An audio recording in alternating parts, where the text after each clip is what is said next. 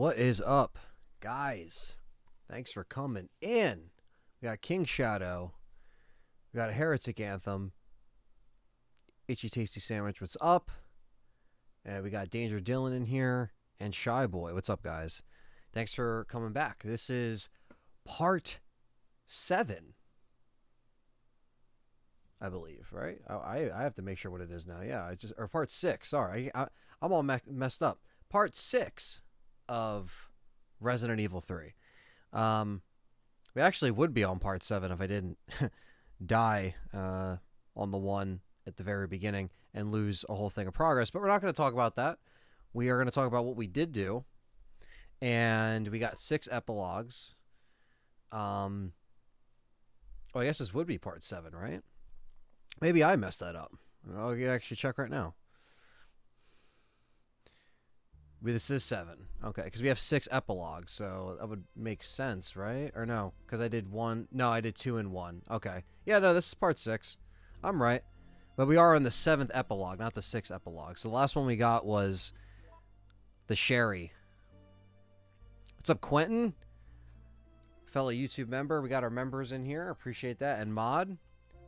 And contributor to the brand new merch item, which I'm also going to pin on here while we let this music play, because I'm trying to promote the hell out of the store.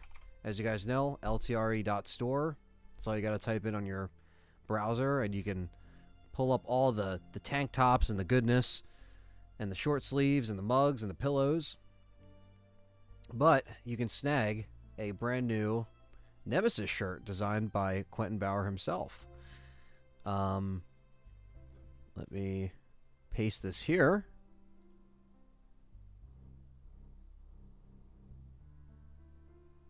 For you guys. A new LTRE.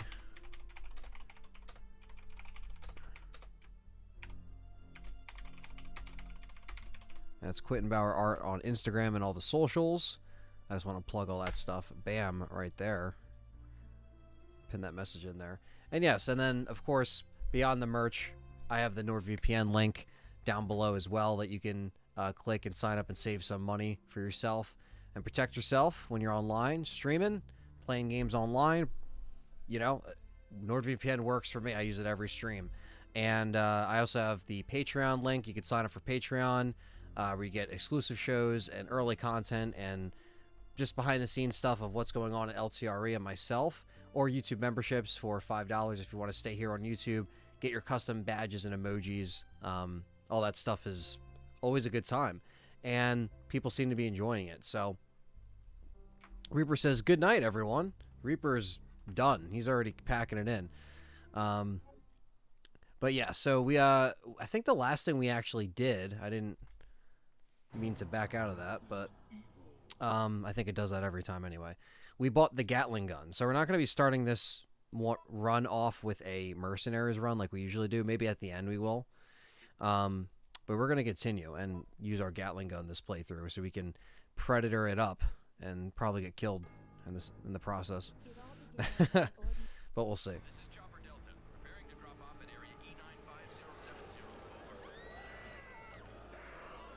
But thanks for coming in here, guys. Just gonna make sure all this stuff's good. Turn up the audio a little bit. Just because the intro never gets old. What's up, Scott? Scott's in the house. Another YouTube member. What's up, man?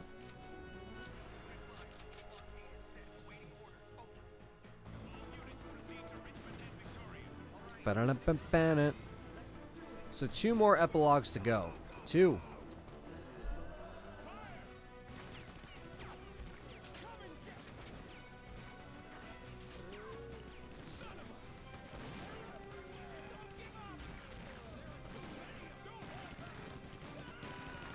Oh.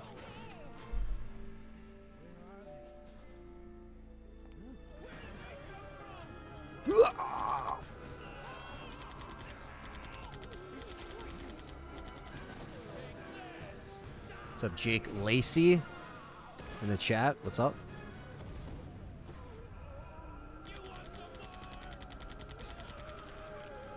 Quentin, grab a drink at Jack's bar and watch Brad struggle. Hell yeah, Quentin. Thank you so much for the $1.99 super chat. And yes, the bar Jack is gonna be Brad's little escapism right now for the whole outbreak. But it doesn't save him though. You know, it kills him in the remake of this game. But it's weird that they chose that to be the spot and not, you know, fucking in front of the police station like it should be. It never gets old. Gatling gun is a kind of a letdown. You work so hard to get it, and it's like a glorified submachine gun with delay. Yeah, that's why I'm going to use it this playthrough, just to like show it off and use it, because that's kind of what I want to do in all the 100% runs, is just like show off everything and stuff like that. But I'm keeping the rocket launcher so we can just kill everything. The intro in 4K upscaled is epic. Yes, it is.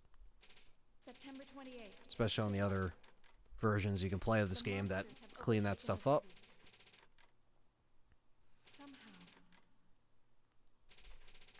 I'm still alive. Still playing this game for the 7th time on this save file. So we're getting there, guys. And it's fun just to shoot the shit with the chat. And just kick it with you guys while we get through this and kind of unlock everything.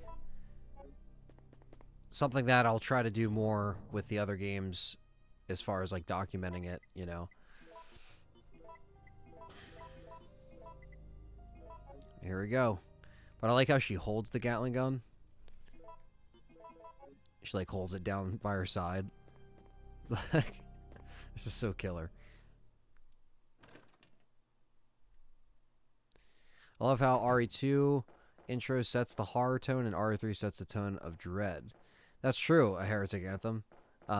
That's a big point of how they kind of showcase the different styles of the game, but also it's still similar, and the different layers to an Outbreak like that with you know, the time passing, you know, and by the time RE2 comes through, and that was like a big kind of jump, that it was on a bigger scale, you know, coming to the city, and that was why I think it's so iconic, you know, for most people. So when will Capcom make a compilation of old RE games? Easy money. Yeah, I know, man. I don't know. I really don't know. I thought the 25th anniversary would have been perfect. Here we go. Ready? Oh, kills him faster than the you know, the assault rifle that she gets on easy. It does mow him down. Just takes like a second. They never really put this thing back in here. Besides RE5, they added a Gatling gun back in. It just looks fucking funny. When will Capcom make a compilation? I already read that. I know this is a random question, but remember I Am Alive. That game promised a lot and delivered not much. I Am Alive. I'm trying to think what that was. I don't think I remember it, unless someone else in the chat knows. It sounds familiar. I think I remember seeing the trailer for that, I think.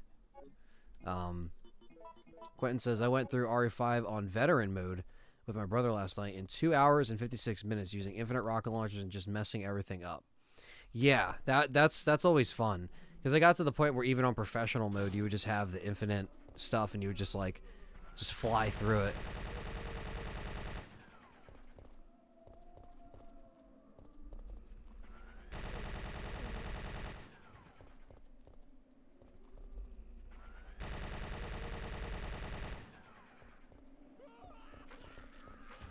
Oh, I didn't grab the boutique key. Fuck.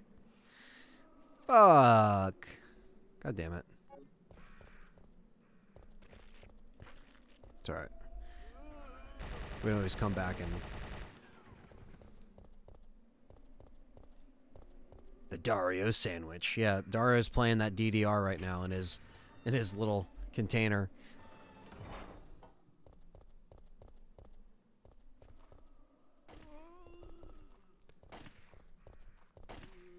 Boom.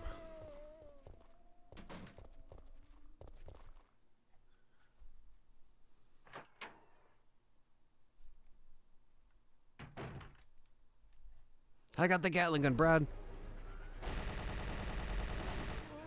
She just comes in with a Gatling gun. Fuck you, Brad. Reaper says, I'm playing RE3 right now on PC. It's a fun game. What is the chance of catching your live at the same time?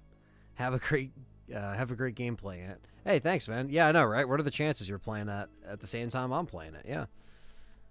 Try to play Resident Evil weekly here on the channel. So chances are, if you play Resident Evil on the regular, you'll probably end up playing the same stuff that I'm playing. With the, you know, mixture of spin-offs and all that stuff.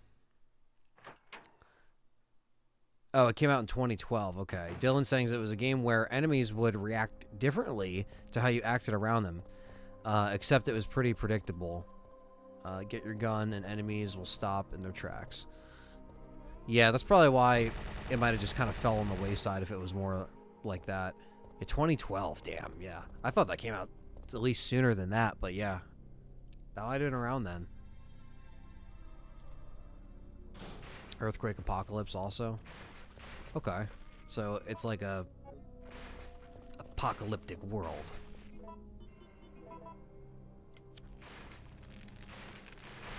Of zombies that are here right now. Come on.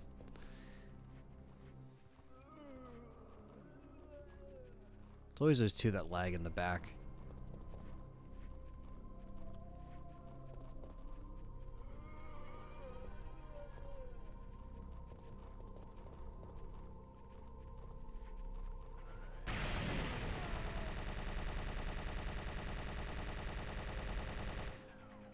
Dead.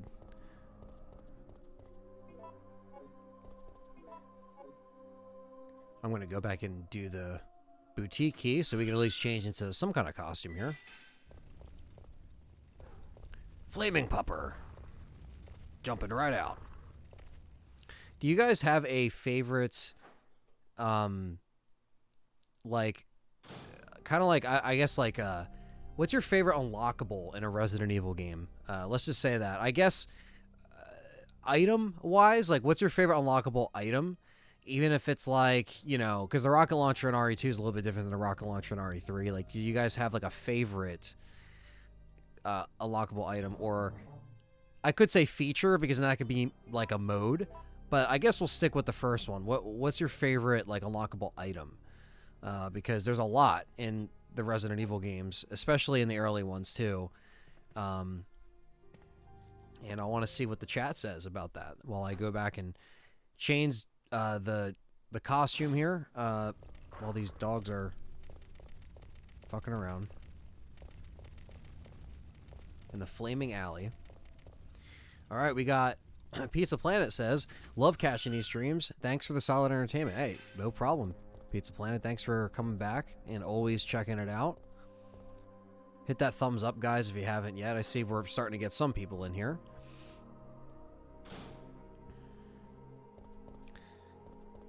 Marty comes back to warn Brad about the future. Yeah, exactly. Oh, I forgot you were still alive. They're like, Doc, the nuke's gonna hit Raccoon City. Word, what's up, fellow YouTube member? Flexing the emojis, the Jill emojis for Jill time. Thanks for coming in, Word. Heretic says extra pockets. So you guys like the side pack?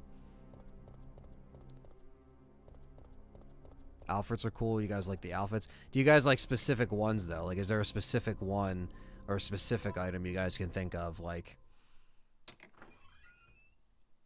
mine would probably be, I would say, oh man. I mean, I love the Chicago typewriter in RE4. I think that's like one of my favorites. I like Claire's pistol in RE2.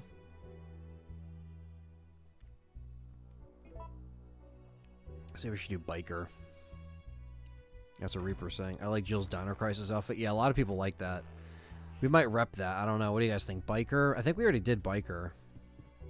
Could do Regina again. I'm pretty sure we did Regina. I don't even know if we did on this 100% run. Infinite ammo. Jake likes the infinite ammo. Samurai Edge says word. Okay. There we go. Those are some better answers there. Yeah, I love the Regina outfit in this game. It's probably one of my favorites. I love the rocket launcher. And I know it doesn't really... I mean, it's not obviously the Western custom. Like, stuff like that where it's not really an extra item. It's just like... I mean, technically it is, but it's not a bonus unlockable thing. You actually have to work for it. So I think trying to get all of the Nemesis downs to get the Western custom is really cool. Yeah, Reaper just mentioned that. The guns when Nemesis drops down and Regina Alpha. Yeah, those are definitely my favorites in this game. And it also just gives you, like, you know, a reason to go back and play and to try to make the challenge, you know, attainable. You can actually beat Nemesis and get the different rewards on hard mode. And I remember when I was playing this on easy, like when I first played it, way back then, it was just like I didn't notice the drops, you know, and then they would bring them up in the inventory or the strategy guide, and they would talk about it, and I was like, what the hell? He doesn't drop any weapons. But, you know, easy mode gives you so many weapons that it pretty much is a balance. So you get more of a reward from that. And then from there, I was like, okay, I got to go back and try to beat Nemesis as much as possible. But it was still challenging because you still had to go through the game another time and to kind of go about it in a different way, or with unlockables, like how I'm doing now, where you just, you know, shoot everything up and it's not a problem anymore. But that's what you earn, you know, that's part of the replay value. It's fun.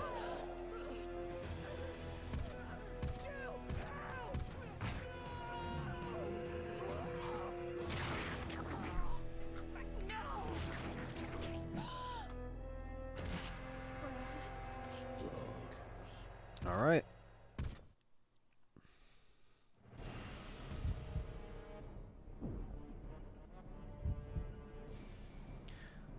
Put up with that monster, Regina.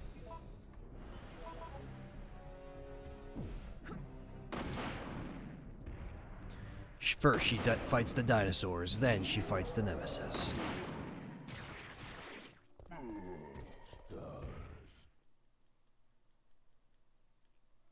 John the Painter, what's up, man? He says more RE3 is only ever a good thing. That's true.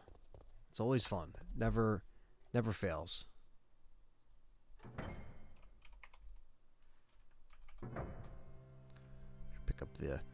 Pick up some of the healing here while we have it.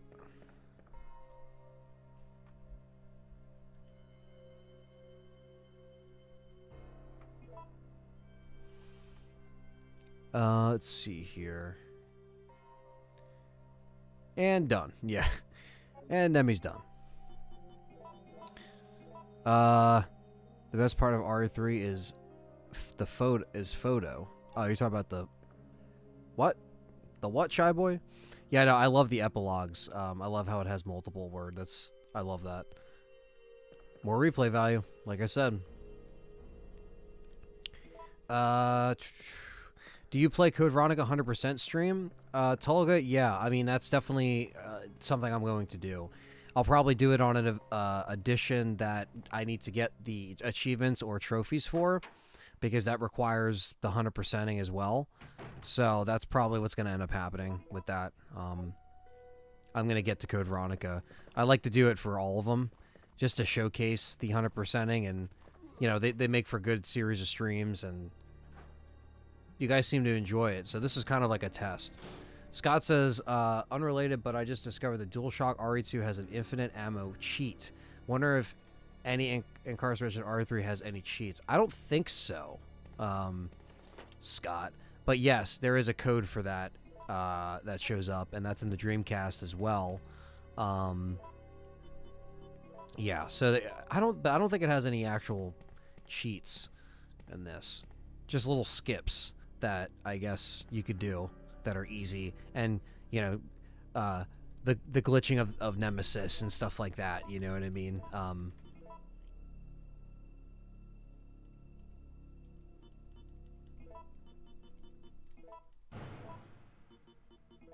Dead Space, great game.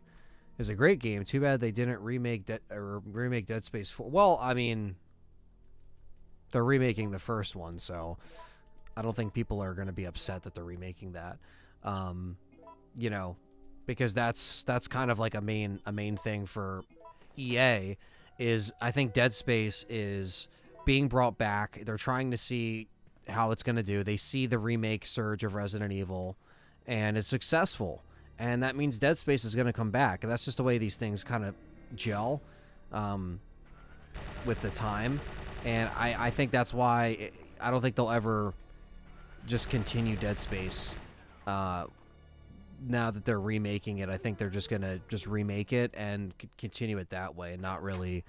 They only have 3 games, so they can easily remake 3 games, fix what people don't like about them, and just continue it from there. And I think that's what they would probably do if they were wise.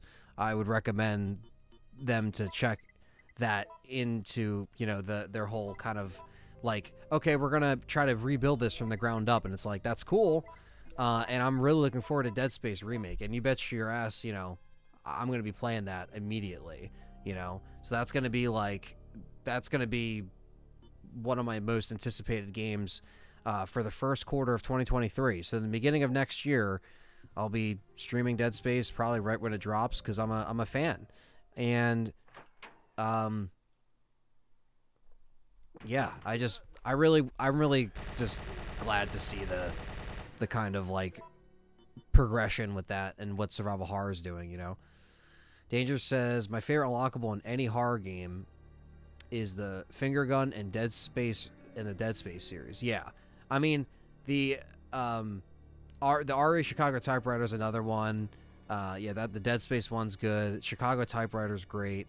So many good ones. Do y'all happen to have the Game Shark book for PS1 games or not really? I actually do have a Game Shark book. And let me actually grab it, because I might be able to grab it here. Hold on one second. Because now you made me go grab this, Hank. Hold on.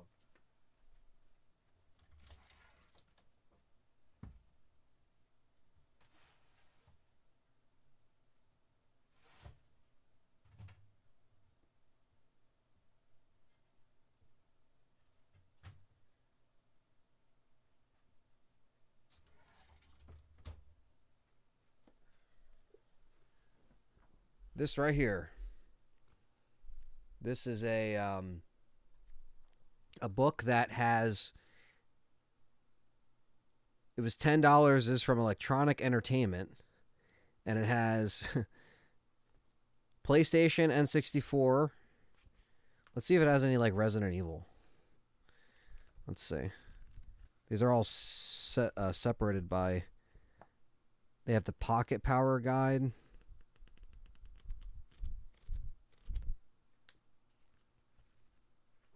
Okay. Jersey Devils in here. Legacy of Kain. Full Health. They have all the codes here. Let's see. Let's see if there's any. Metal Gear Solid version 1.1. These are just cool to have, you know. Some of these codes here I know don't work because I tried them for years and they never worked, but some do with different versions of Game Shark. Trying to see.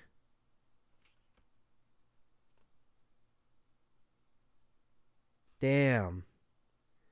The Resident Evil section's like ripped out. Maybe I like ripped it. Look at this. Right where it says Resident Evil, it's like a chunk is just missing.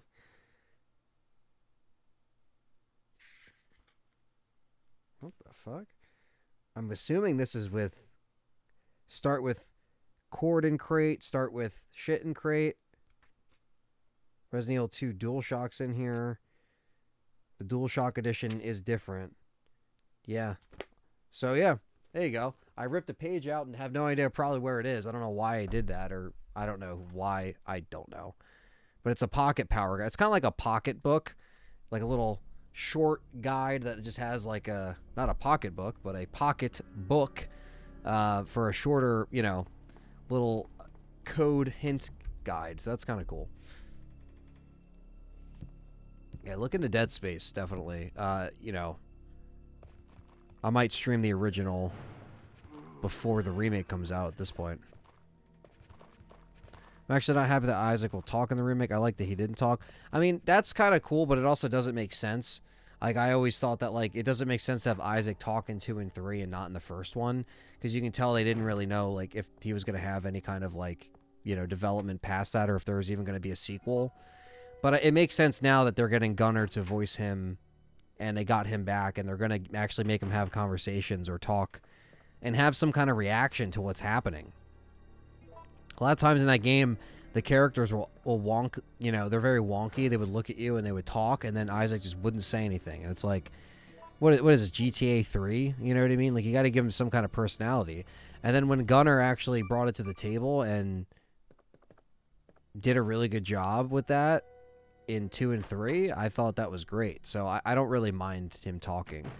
I think, if anything, it makes more sense and it's more realistic to have your main characters talk, especially when they're, you know, you see your dead girlfriend and, you know, you have no reaction. You're just sitting there, silence, moving your head, breathing.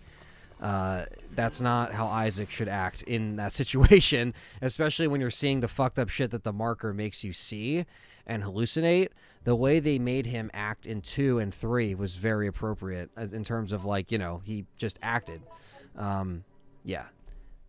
It makes sense for me. So I'm looking forward to that.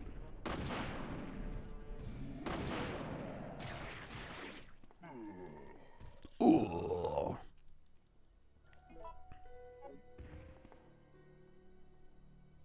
Don't leave the dark room open, damn it. Don't do it.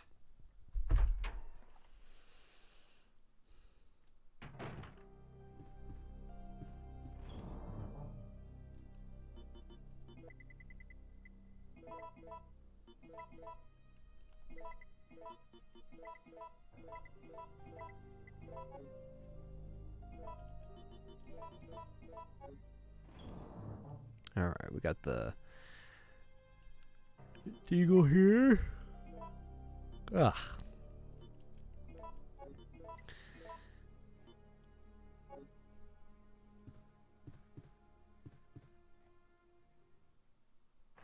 That's how my buddies beat RE3 all those years ago. Yeah, man, Game Shark was a good time. I remember the first Game Shark I got was in like the early 2000s, and I got it off of eBay, and it was the disc. The disc with the blue back for the PS1 specifically, and I still have the disc to this day, and it's, you know, scratched to shit, but it still works. It still works, and the cheats still work.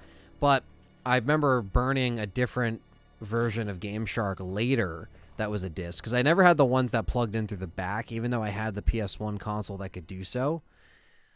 And my friend had one too that had that. There's a few models that had the different, or a few Game Shark versions, I guess, from PlayStation start to the end, and then they started making, you know, the PS2 stuff.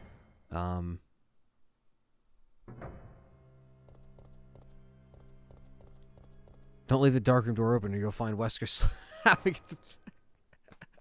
Yes, that's exactly what he does in the darkroom.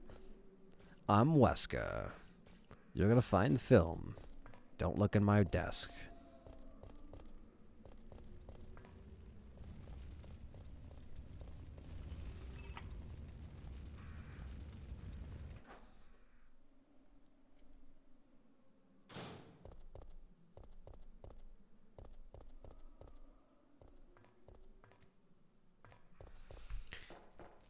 I gave a Game Shark cheat code.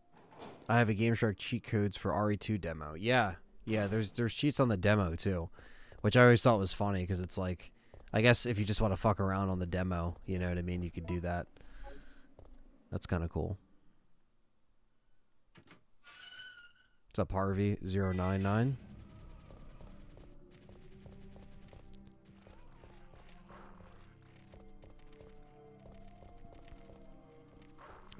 this time we're going to go to the newspaper building first.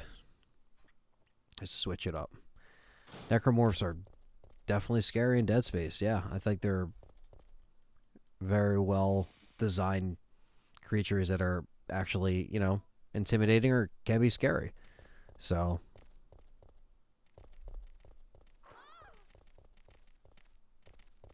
fuck you, dog. Not today.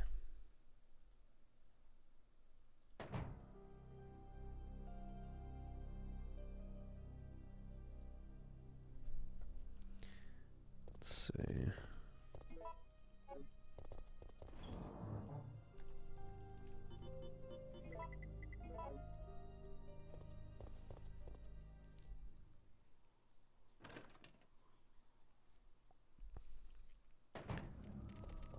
Dodge that guy.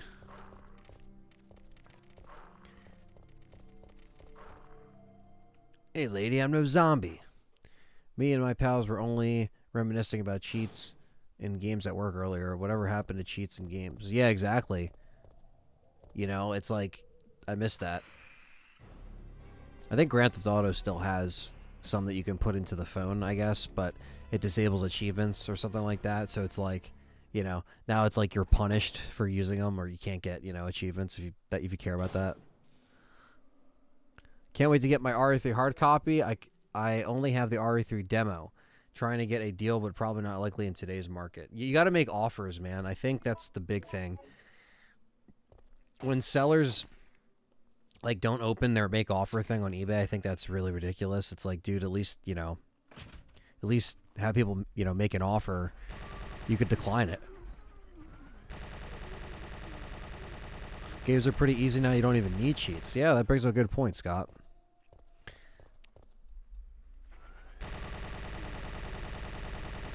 And down they go.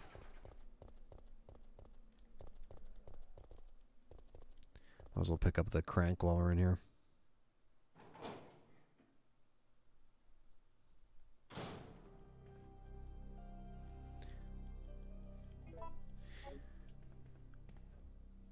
Yeah, now there's so much, yeah, I think the cheat era was kind of starting to kind of fade out a little bit. It was there on the PS3 and 360 days. It was still there, but that's kind of when it started to fizzle out, in my opinion.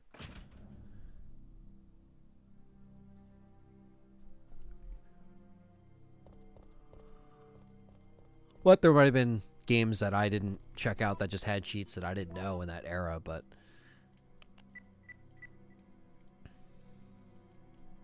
after PS2, GameCube, Xbox, that was like the peak of the cheats.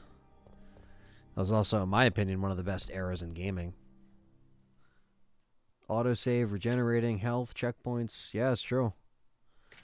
And it all depends on like what genre you're into as well, because some of them are even more forgiving, you know? Yeah, cheats were always fun when you completed a game. Even if people used them to beat stuff back in the day. Like, I can't really think of a lot of games that I used cheats to beat besides, like, I remember this game Apocalypse for PlayStation 1 was so fucking hard that I think I just gave up and used the cheats eventually.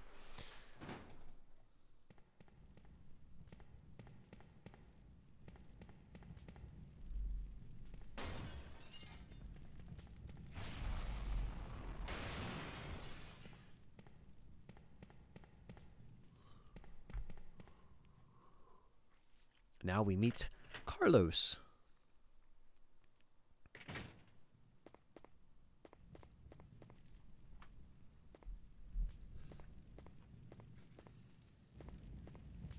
He's just sleeping. Hey. Where am I? Relax. You're fine. If you say so. But my head feels like it's about to explode. Anyway, Heretic Anthem says, I remember having a friend over, but mom took me to Blockbuster, rented RE3. I think it was $4.99 for 3 days, and ignored him all weekend. At that point, it's like, yeah, like, let's just both get invested on this thing. Let's both get stoked on it, because what else were you going to do, you know?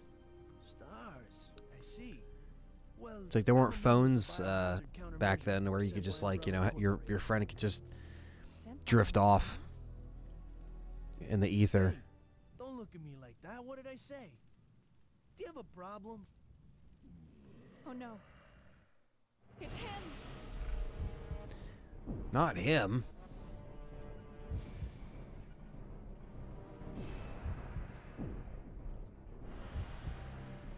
Come on.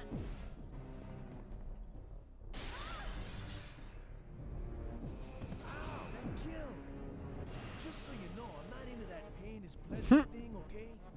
Just deal with it. That thing wants me dead. We've got to get out of here.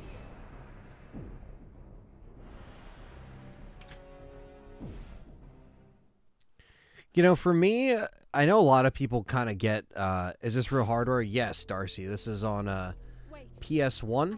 I'm playing this on. I know. You want to ask me out? All the foxy ladies love my accent. It drives them crazy. I have to know. Why did Umbrella send you here? The dude just got wrecked behind Jill. Because With all that, we're look on a behind her. civilian rescue mission. Oh, wait, I cut away. You're full of it. Dude just straight up crushed. Caused all this in the first place.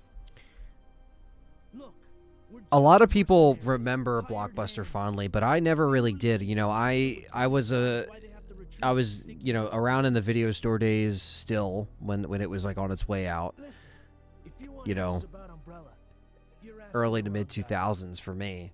And Hometown Video was Believe the it or one not, that we we're always here to went to. rescue civilians.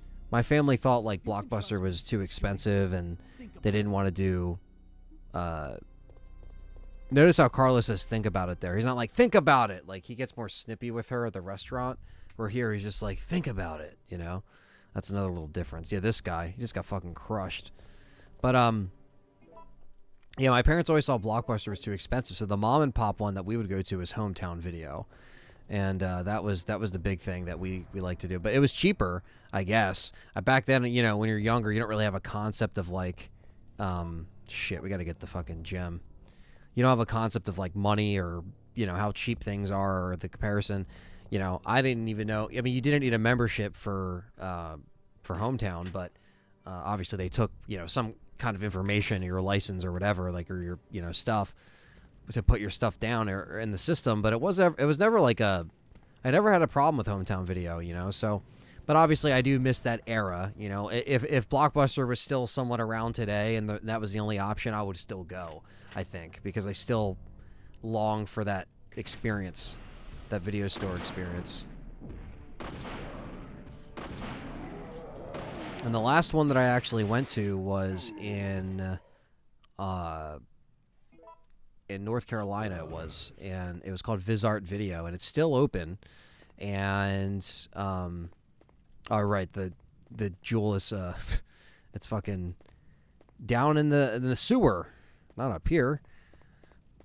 But we killed Nemi anyway, so we were either gonna kill him here or he was gonna chase us in the alley.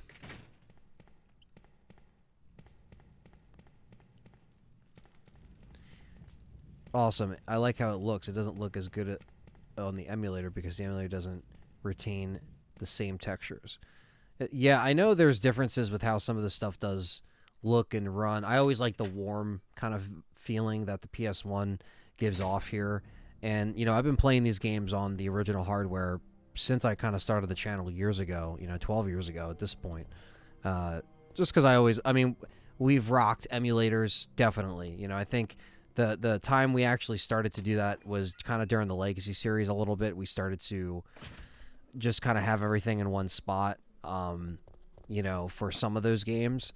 But before that, every time it was doing, when I was doing stuff over here on my end, it was always just like I just played on the original hardware. And it wasn't like, you know, I just like doing it. It wasn't like because I'm like, oh, I have to be this authentic individual now. But I just like playing it. I've done it since I was a kid. So I always like playing with the original controllers, and I always like the different ports and to hang on to those controllers. And like for, you know, Dreamcast, GameCube, PS1, you name it. Okay, they threw zombies in here.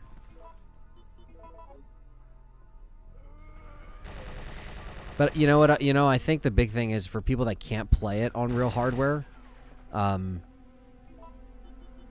because it's really expensive. That's where I think emulators thrive, and I think that's why it's a great thing, because the market is so high and collectors, it's just gone up, right? So and kind of into that, I think Scott has a question. How do you rate the PS3 for PS1 EMU? That's what I've been using recently for RE1. Are you talking about the PS3, like how that runs PS1 games? I think it runs it pretty well. I don't know if it loses any textures on that end of it, you know?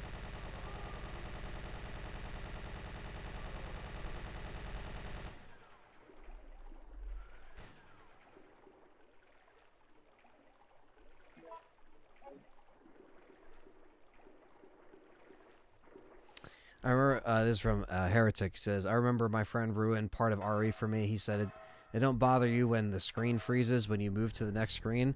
Now I can't. Now I can't. I see it. Now I can't. I see it. Or you can't unsee it, you mean? Yeah, it's different, right? Like the loading times and everything, but that's how it was. I was wondering, what do you need in order to stream PS1 gameplay without a computer? I have a laptop. Would that be okay?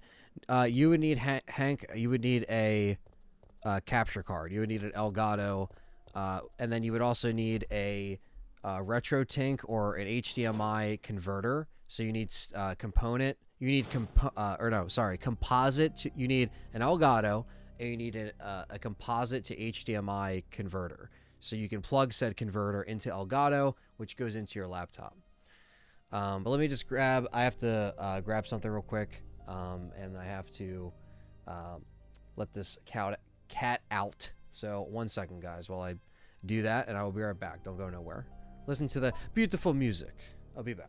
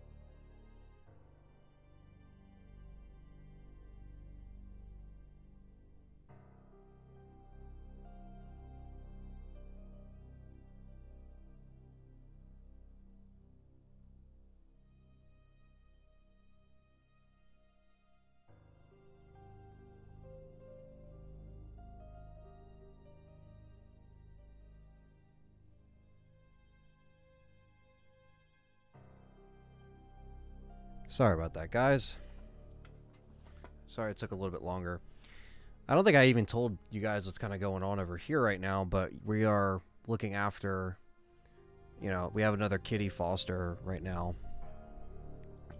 And yeah, I just have to, we're keeping him down here at the moment, so I'm trying to make sure he's good. And yeah, that's where I just was. So I was trying to make sure that was all good. And he's all good. So, and if you hear random meowing, it might be him. I don't even know. Hopefully he's okay. He's a good cat. His name's Mugen. We named him Mugen. Come on, Mugen. You want to show the camera your face here? Go into your game chair. This is Mugen. You want to say something to the chat? You want to say something? Say something. Come on, you're so talkative. Yeah, this is Mugen. And, yes, he is. He's sometimes a little whiny kitty, but he's a good kitty. So, okay.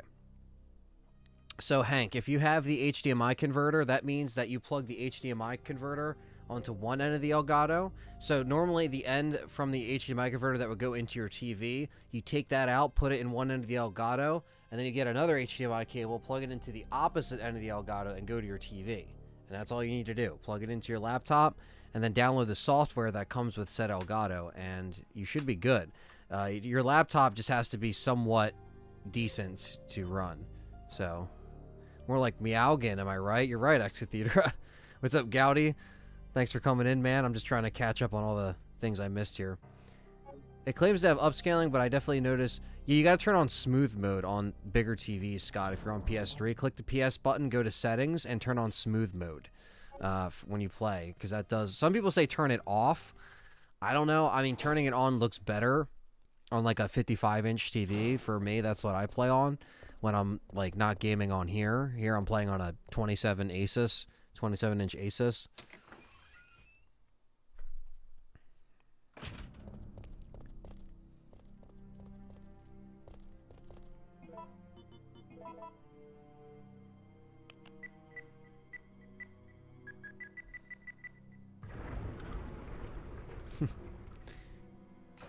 Yes, he is being a good cat. He's just he's actually on my old game chair from like the 90s right now. I have this like old, ugly looking, I mean for most people they would think it's ugly looking, but it's very like 90s. This game chair that's right next to the desk, and he likes it. He just sleeps on it. Heretic says, come on, chat. September of 99 when RE3 was released. I remember the commercials and the hype was huge. How old were you guys when it came out? I was only 3, so I was young. But I was around it, you know what I mean? I do remember stuff when I was 3, stuff when I was 4. You know, playing games, seeing stuff that you, like, you know, that you don't forget. And it was around 3 or 4 when I started to, again, really dive into everything. Gaming and learning how to play games, and it was just like a whole thing. And RE3 just ended up being the first one that I really completed and got through because of the easy mode. And then I kind of played the other ones too before like settling on 3, but I didn't know Resident Evil existed until Code Veronica. Yeah, I think a lot of people have a lot of different entry points to the franchise for when they came along. And it could have been, you know, a friend renting it, or, you know, going over someone's house. That's always a big one, you know, like seeing it from a friend, or maybe like, you know, if you know, your household couldn't get it, then someone else did, you know. It was always like one of those things. So I think everybody kind of got introduced to it in a different way. I know it was like that for multiple games like that, you know. So Jill, did you decide to help us out? It looks like we're the only ones who survived. We should work together. Work together. We can't trust this bitch. Playing the best RE in the series. Nice choice. Yes. This is my favorite, and a lot of people's favorites, it seems, in the chat. Yeah, I obviously just don't know you know, throughout the years, like what gravitated me towards this one, but I just think it just was everything. You know, I remember seeing one of the first memories of this game that I can like dive way back into my memory hard drive, you know, is seeing the final Nemesis confrontation, when she says, "You want stars? I'll give you stars," and her shooting that Magnum at Nemi. I remember that was like one of the first things I think I saw when I was a kid of that game, and I was like, "What the hell is that?" And yeah, I mean, what a scene to remember because it's so memorable. Did you already have an idea of the story? I had a vague idea of the story. I just knew that like zombies were attacking, and that was about it. And I knew that like, you know, Jill was like the main character, you know, or at least I considered her like the main one. Even when I played RE1 all the time back then, I was always Jill. So I kind of like, as I played it more, and when I was getting into in the early to mid 2000s, when I was just like deep into all of those games, I've already played Resident Evil 1 through 3, and I was getting Code Veronica when it came out, and I grabbed Dead Aim when that came out. So I was just kind of like, when I started to kind of understand stories and started to understand the differences in the characters and like what was going on, I started to I pretty much like followed the series from there. And one of the things that kind of turned people off to the series, or at least it did for my dad, which is why he stopped buying them, was Resident Evil Survivor. I think he played that and he was like, what the fuck? And he hated first person. And no one knew what to expect with that game. So when that came out on PS1, I think that was the last one that he actually bought. Everything else after that, it was like Dreamcast, you know, GameCube, Resident Evil Remake, Resident Evil Dead Aim, you know, like all the spin-offs, like, because we had all the consoles. So the good thing was that every time I saw a Resident Evil game come out in Babbage's or EB Games, I knew I was going to get it. Didn't really know. I just liked it. I didn't even know if I was going to like it, but I just to play it, right? That's kind of, I don't know, it's just that like younger mindset where you're just like, whatever, like if it sucks, it sucks. And obviously you play like the shitty ones, and then you distinguish what sucks, you know. RE6 is peak content. That's what fucking Quentin was saying. And then Gowdy's like, ban yourself. Nemesis doesn't want to hurt you. He just wants a hug. That's it. Darcy says, I own Resident Evil 2 for N64 and Dreamcast, and both versions feel almost the same with similar game modes. I looked online and both versions came out at the same time. Yeah, I think in 2000, right? And I have both as well. I have the N64 in the box, and then I have the RE2 N64 version in the box, and then I have the RE2 on Dreamcast in the box complete. But no, I mean, the RE2 on N64, I know the difference is basically on the N64 edition, you have the the most files in that edition, right? So that's true. But you don't have Nightmare Mode. Nightmare Mode is only on Dreamcast. So Expert and Nightmare Mode appear on Dreamcast, where the N64 has like the normal modes. It has the extra file. It does have that extra content. You can change the color of blood.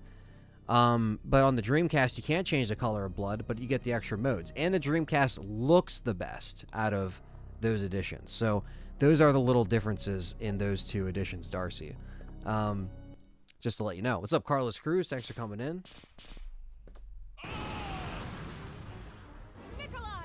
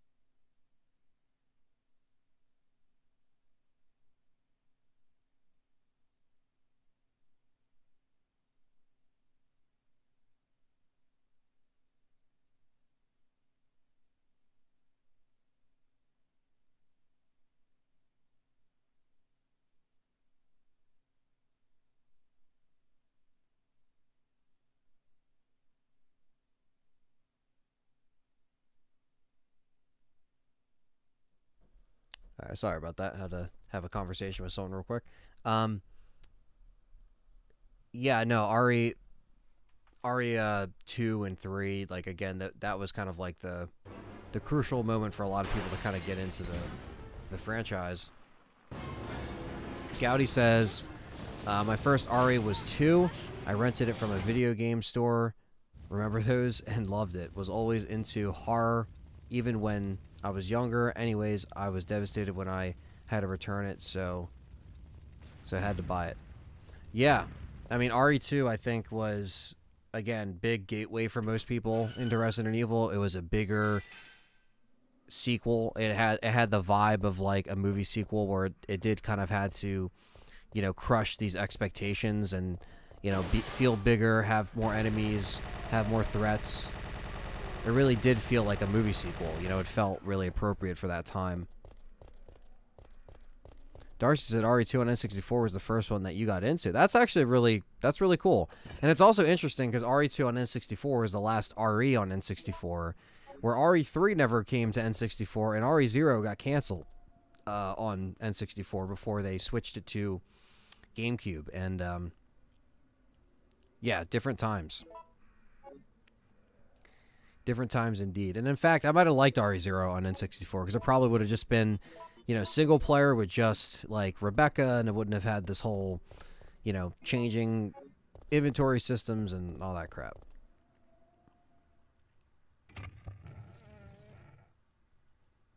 My first PS1 game I had was RE2, says X. That's great. That's a good first one. Same thing with Jake. Back again. Yo! Show to Japan. What's up? Pat says, I still like RE1 more than RE2.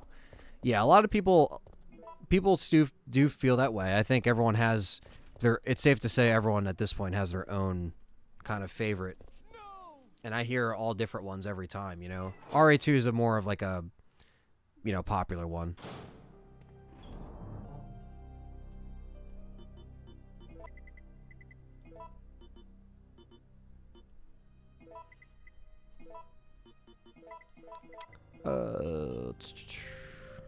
Don't need the lockpick.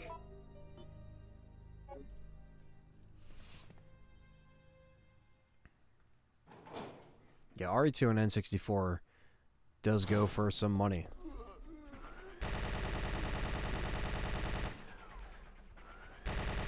No holds bar with the Gatling gun.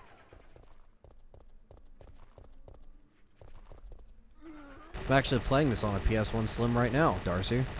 I have the regular gray PS1, but I like the Slim because it fits nice on my desk.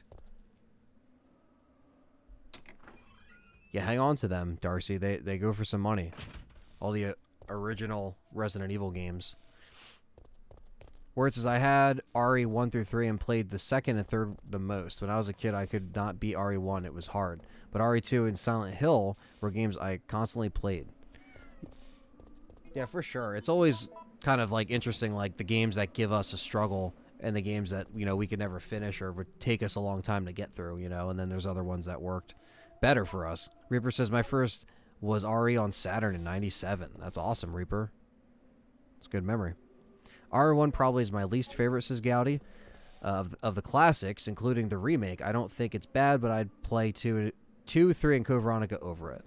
Yeah, that's, again, I could see it from that angle too, because I think a lot of people prefer the different events that happen in those games. It's more, they're a little bit more, I don't want to say exciting, but there's just more happening. My RE2 on N64 is still in the box. Damn, Darcy. Yeah, keep that. Hang on to that.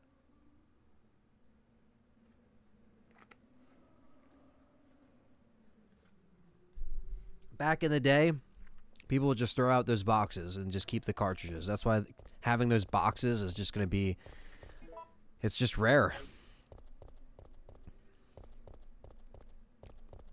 Oh, nice, Darcy. That's the one I actually need. I need the screen. That's one I want to kind of hunt down one of these days, but... Yeah, I just have the Slim by itself.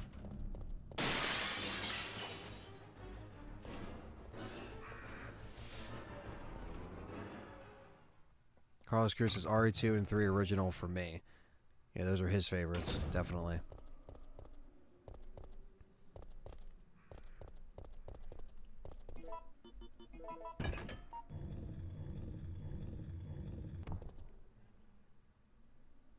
I remember seeing the PS1 portable screen in like 2002, and I wanted two things. I wanted the PS1 Slim with the screen, and even though the PS2 was already out, I was still fixated on PS1. I was still playing just a bunch of stuff on PS1, was still really into it, and I never got it. My parents were like, you don't need that. You already have, you know, two PS1s. Like, we had one for my dad, one my brother had, one I had. We had 3 PS1s in the house at one point.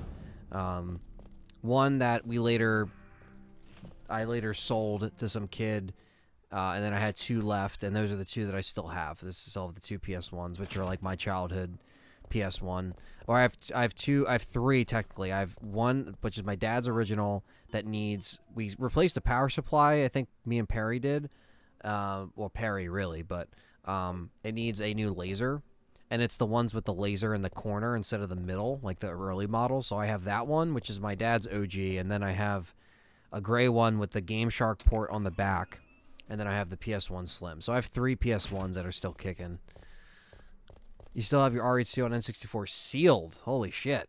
Yeah, that's nuts. That's even worth even more money, so. Yeah, I would definitely put a shell around it, too. Because they have those protective N64 cases. So you could put that around the seal so nothing ever happens to it. Woo! They try to trap me. See that?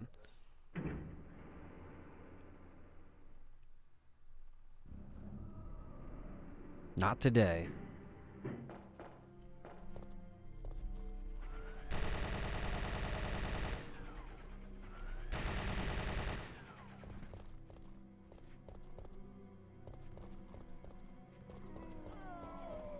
All right, time to do the generator room.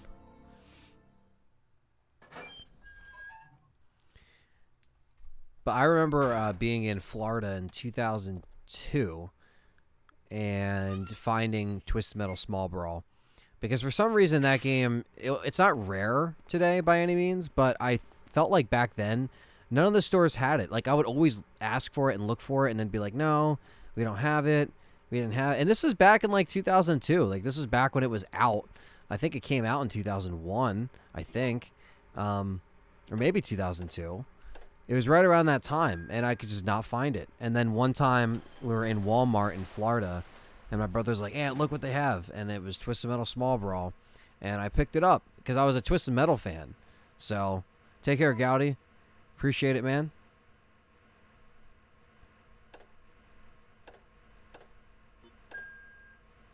You take care now.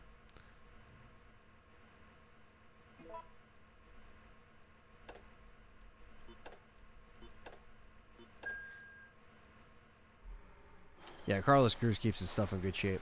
Murderer says, if you had to have a showdown between the 2 best games in the RE series, I feel like the championship match would be between RE2 and RE3. I think that match would end in a draw. Yeah, I think a lot of... It might end in a draw. I know a lot of people would probably put over RE2, though, because I know that is the fan favorite. It's a good question, though. But yeah, I mean, I would say, you know, I would say it's hard to compare because all of them are kind of like your favorites, right? But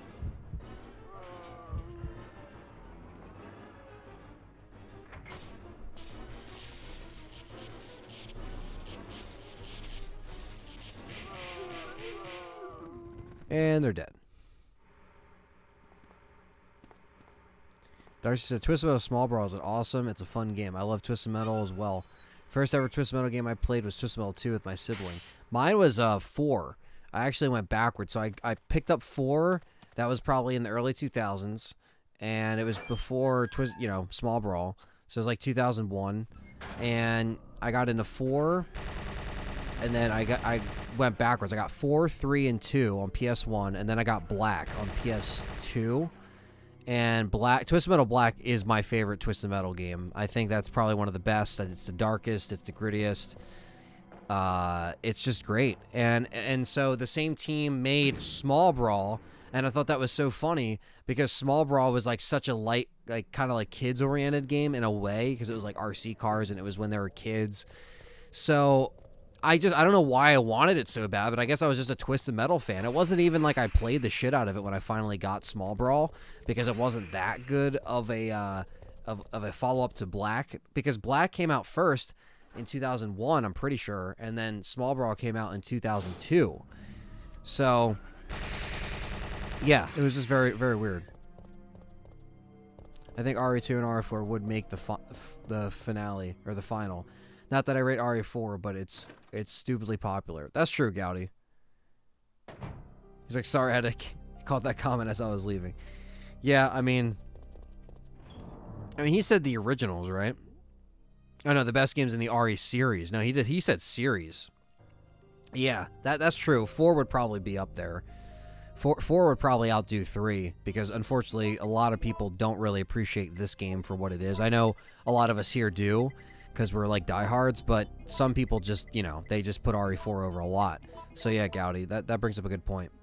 Murderer says, despite the fact that RE3 is my favorite, I do believe that RE2 would have a serious opportunity to edge RE3 out of the match. Yeah, I think it would definitely knock it out of the competition, leaving 2 and 4 to be battled out, and that would be interesting.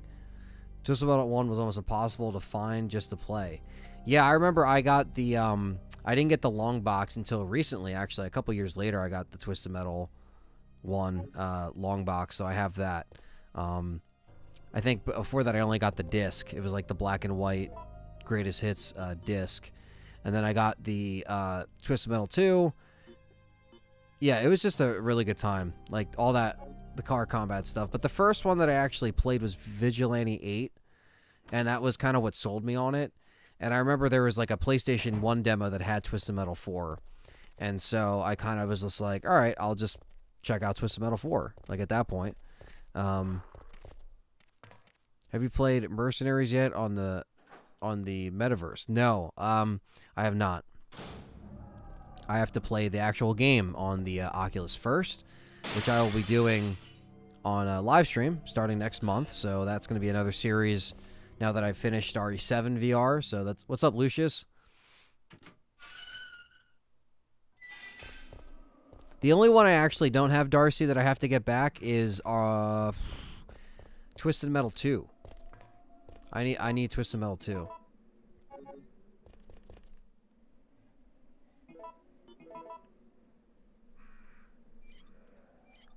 Hey, Jack with the second donation of the stream. Top donation so far. Jack with the $20 says, yippee-ki-yay, mother lover.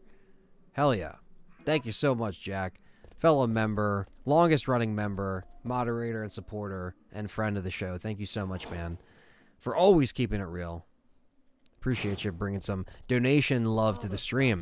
That means a lot, guys.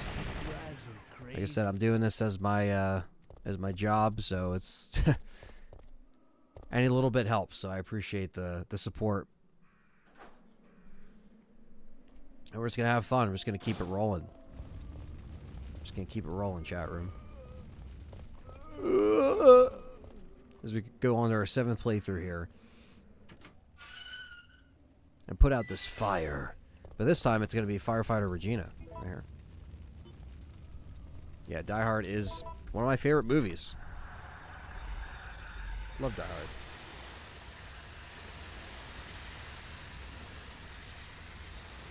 Most of these medicines are from Umbrella. Oh, okay. Jin, what's up, man, with the 50 try? Fuck yeah. Thank you so much, Jin. Donating and being a badass mofo and a member. Thank you so much, man. Darcy said, Twisted Metal 2. Yeah, I want to get that too. I tried to emulate Twisted Metal 2, and there's no music in the emulated version. I don't know how to fix that. Huh. That might be a problem with the emulator itself, Darcy. Which one are you using? Lucius with the £79. Thank you so much, man. Thanks for supporting.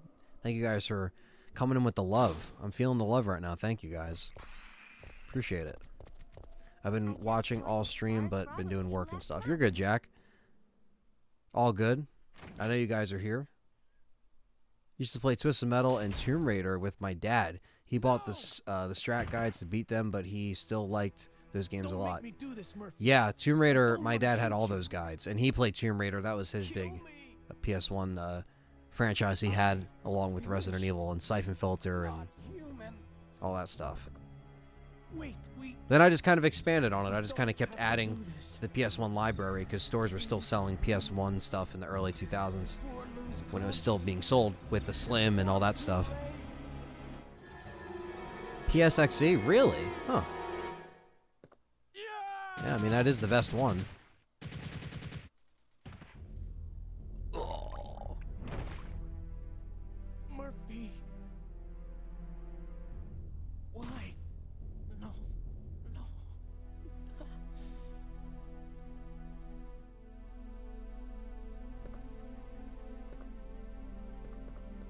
Carlos! Damn. Always like that cutscene. Much more emotional than obviously the Nikolai one is very, like, you know, shows its different side. These both show different sides of each character. The real side. Safsprin is today's password. The Kurahashi TV. He would have turned into a zombie.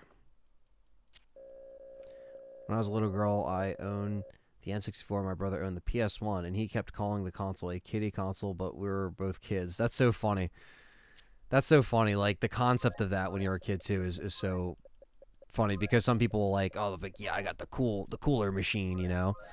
But back then, N64, I think the one thing that kind of proved N64 wasn't a kid's machine was when they had stuff like, you know, RE2 on there, and they had Doom 64, and, like, all these great games that were just, like, it was like, you know, it didn't have to. That's what I liked about it, you know, and the fact that they were able to get RE2 to run on there perfectly was you know as well as it could. I mean, that was great. That was a great thing. I got N64 later in the early 2000s, so I got it for $20. I got the console for $20 at GameStop. And they just had a bin just with those old machines in it, and it was $20, and we bought it and brought it home. And that was later. That was later in the game, so we got it with a stack of games, and those games I still have. Never been too big on N64 collecting, but I love the console, and I have a few games here and there, Turok 1 and 2, and Doom 64, and F-Zero, and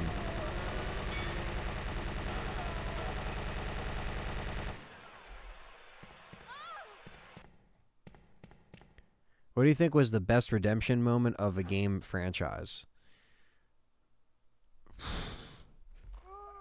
Redemption moment. Like redeeming it from like a dark spot or like a you know. For a second I thought this was Dino Crisis. Yeah, I know, right? It can confuse you. Do you ever listen to RE music by itself? Yes, a heretic. I have them on vinyl. I love listening to them on vinyl. You know, that's the big thing, too, because I know I've got some comments where people are like, why do you open your vinyl? And, you know, why, you know, because I get the Laced Records Resident Evil soundtracks. You know, I collect them, and I do videos on them every time I get them in.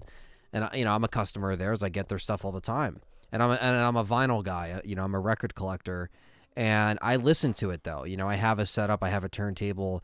So, yes, I do, in fact, have a whole hard drive of the MP3s as well as the actual records that I love to listen to. So listen to them on vinyl is really nice, especially because the pressings are good. Yeah, N64 for me, like my cousins had it, so that's kind of how I was around it before I actually owned it, and that's how I knew about it. And then it was, like I said, when I got it for the $20 before it was even, you know, now they're like 60 to 70. That was back before GameStop even cared. They were just getting rid of stuff.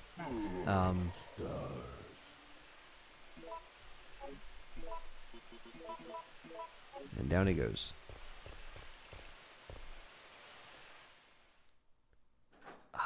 Like, a franchise made a comeback after being in a lull. Oh, man. It's a good question. It's a really good question.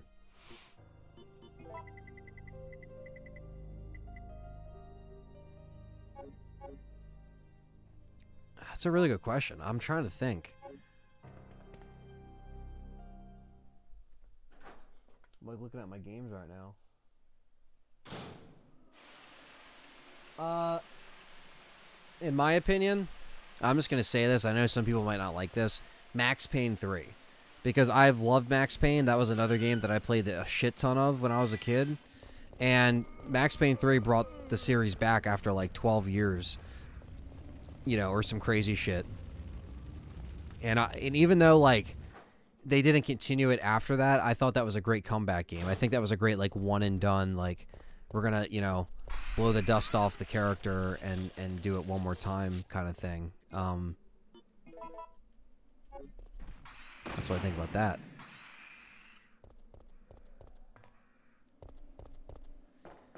That's one that I can think of, X. There's probably another one. I'm just trying, I don't know.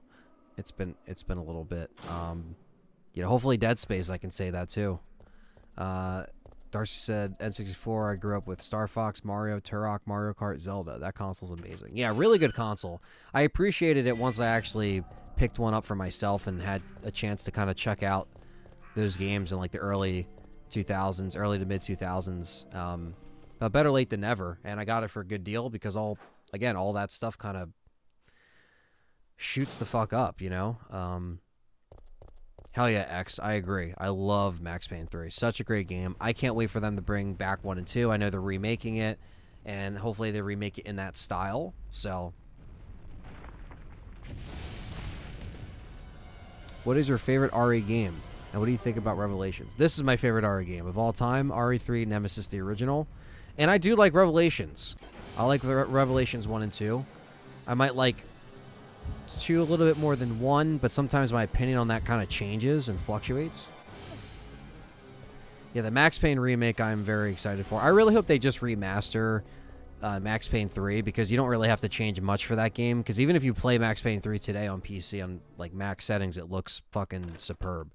So they wouldn't even have to change that game much, but just maybe frame boost it and do whatever. But I would love to see them, bring back Max Payne 3 with Max Payne 1 and 2. Like, I know they're not going to bring it out together. They're selling them together. But if you just say, hey, and here's a remaster of 3, for whatever. But I don't know. That would be Rockstar developed that one and published that one, where Remedy developed 1 and 2, and Rockstar published them with that in place. So, I don't know, but I'm looking forward to it. I thought that was... Max Payne 3 is definitely the one that came to mind. I looked at my shelf. I was like, that kind of stood out to me, so...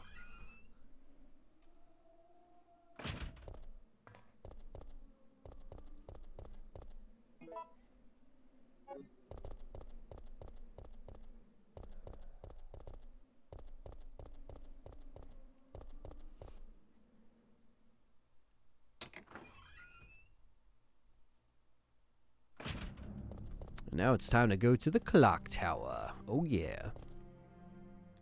Thanks for coming in here. We got 50 people in here. Hit that like button. Hit the thumbs up if you're just coming in.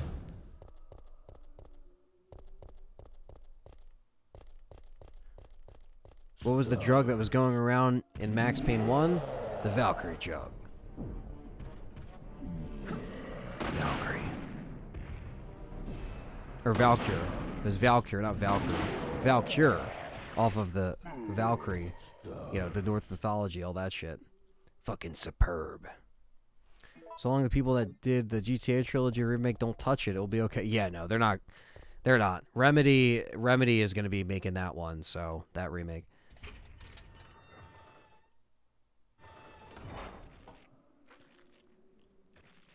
X says Max Payne 3's presentation has so much style.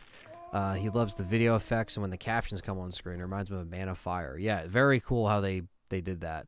And, yeah, they didn't do the comic panels. They could actually do, cutscenes now that technology is like that. So they make 1 and 2 are combining and make it one long game. Are they? Or just they made it seem like 1 and 2 are just coming out in the same collection. At least that's what it made it seem. I didn't hear about them making it one long game. Unless that is an actual thing that they said. But I only read the press release, and that's all they said. What's up, BryStar45? Welcome back. We're heading to the clock tower right now in RE3 OG.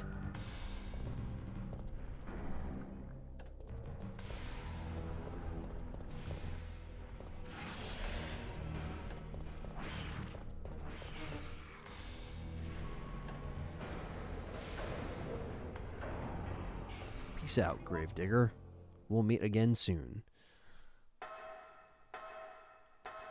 Valkyr.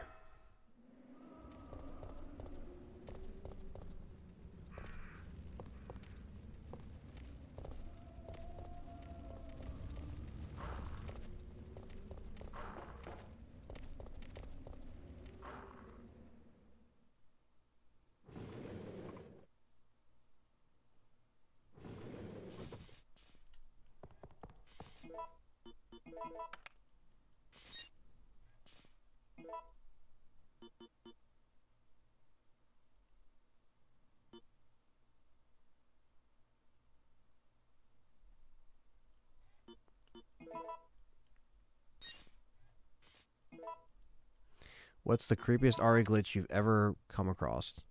Creepiest? Carlos, I'm sorry about Murphy, but there was nothing you could have done.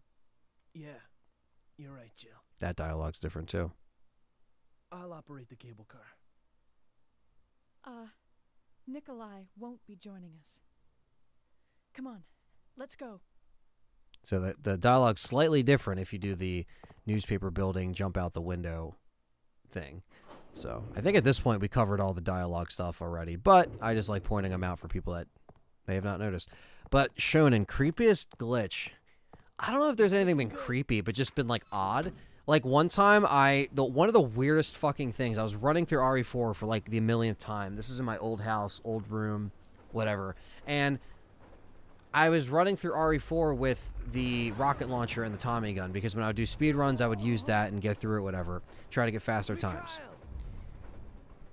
When El Gigante grabbed me the one time, I think I shot the rocket launcher. Something happened, and he had me by the hand, but as I shot it, he grabbed me, but then he died. And I stayed in his hand. So, like, he died, and then, like, Leon was just standing there on the ground like this. Like, and the other El Gigante, it was in the cage, like, lava room where you can drop him into the lava. And I shot the rock. It was like the same time. It was like the same exact frame. And so I guess as he picked me up, he like fell down. And then like I was just in his hand. And I literally, the game was broken. I couldn't even reset. I couldn't back out because I didn't save on a typewriter because I was speed running. And I don't even know if that's ever happened or been caught on camera. And I don't even know if I could recreate it. But it was the weirdest fucking Resident Evil glitch I think I ever discovered accidentally. It wasn't creepy, but it was just fucking weird. Jill, get out of the cable car now! Mikhail, wait, don't! Get out of I like how here. she's just Hurry. casually holding a rocket launcher in one hand and talking regularly. Yeah, I know. I love it.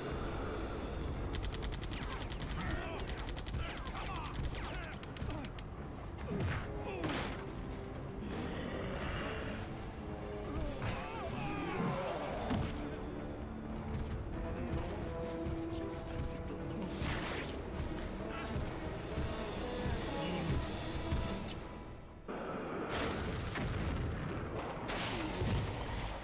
Yeah, it was a glitch, Darcy. That's kind of what I was talking about. Because, like, he mentioned, you know, creepiest RE glitch I've ever seen. But for me, that was more like the weirdest glitch I've ever seen. Not so much creepy, but No, the brakes are out. if I had to complete any RE blindfolded, which do I reckon I'm going to be the best shot at? Lucius said RE4.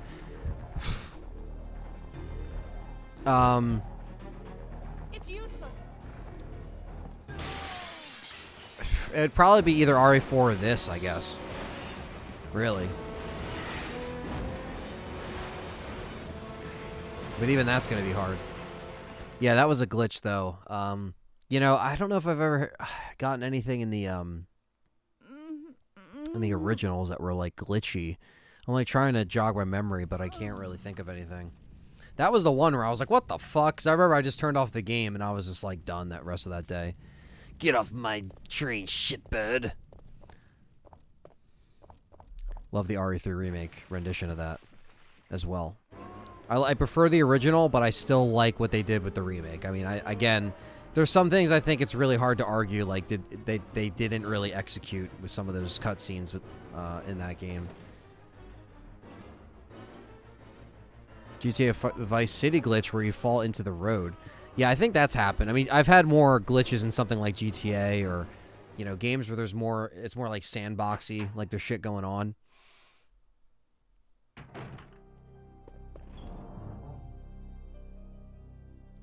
RE2 on Dreamcast goes for like maybe $60, 60 to 70 USD. So that would be my guess. I got it for like 30, I think. But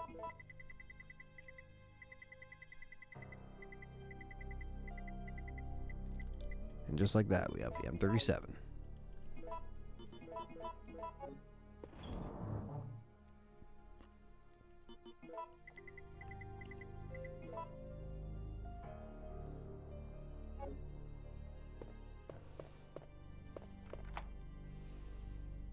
But again, when I got my RE2 on Dreamcast, it was years ago. So, before the prices shot up. Shoots him with the rocket. Phew. Well, we both managed to survive. Maybe we can start helping each other again. Yeah, it's been rough. But we can rest now.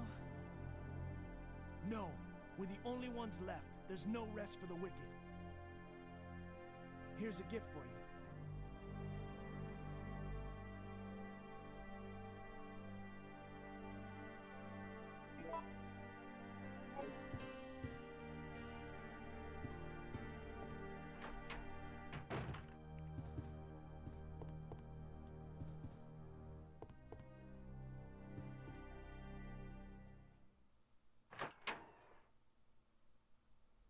And just like that, we are in the clock tower. Yeah, I did hear about that, Jack. It's crazy. It's just the way things work, though. Things will come and go. Companies will be bought and sold. It's the way of the world. I have an amazing Dreamcast game collection. I use a VGA cable. What is it, a VGA? That's cool. That's awesome. You have a great Dreamcast collection. I don't think I have any kind of like HDMI adapter, but I do need one that's good for the Dreamcast.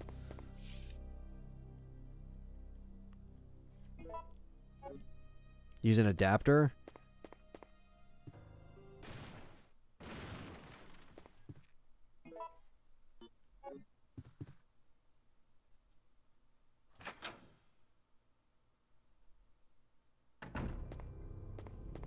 What's up, Kenny Smith?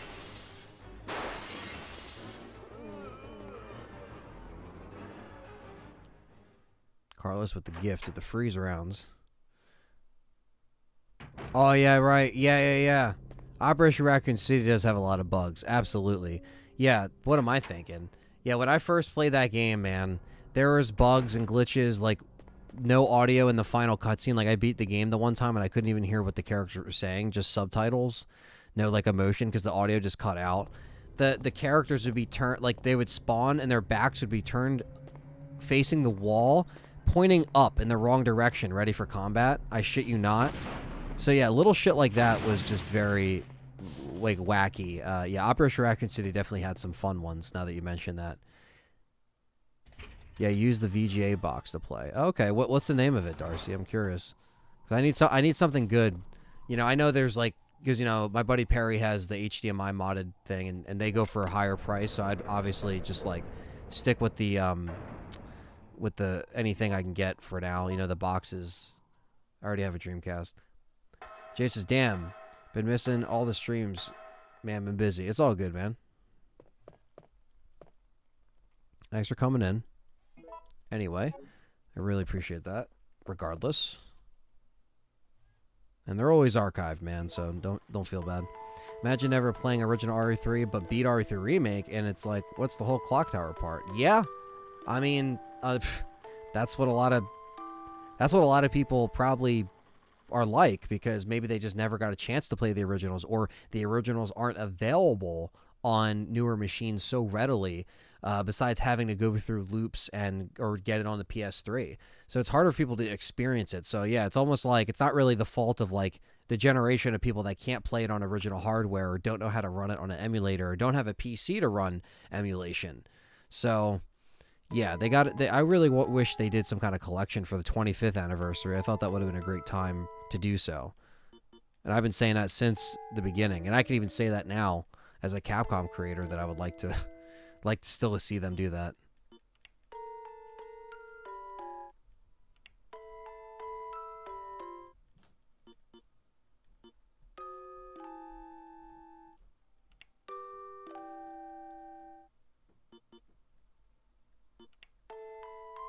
Retro bit? Okay.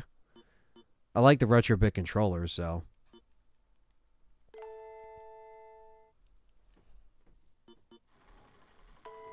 That's awesome.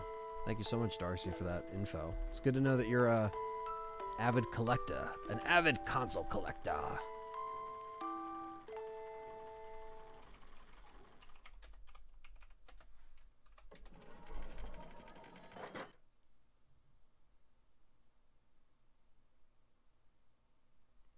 Ah, okay. I see it on Amazon, but it's not even available. See if it's on Now you got me looking this shit up live because I'm so like interested now. Okay. I think they have it online. I don't know if they have. Damn. The ones they have online are a lot more expensive. Yeah, it looks like Retrobit doesn't even have these available, or at least in stock. The Retro Tank was the same way, though, on Amazon. Like, they sold out, and that's what I'm playing this on. I was recommending people this Retro Tank, and that I have the PS1 hooked into, and it's gone. Like, they're all sold out.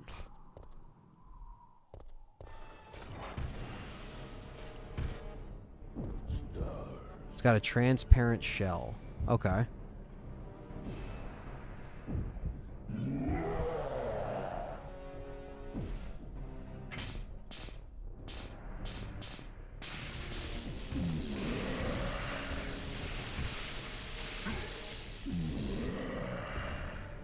Yeah, I checked on Amazon. I didn't see anyone by... oh, you bought yours in 2013? Yeah.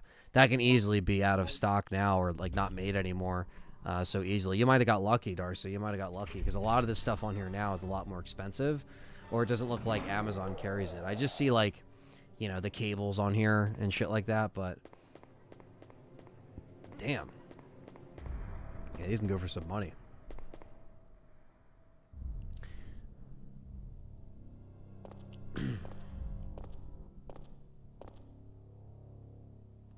One of the rare things about RE3 OG Drain Demos eggs. How can we see that? I think they randomly spawn when the Drain Demos are around. You have to kill them.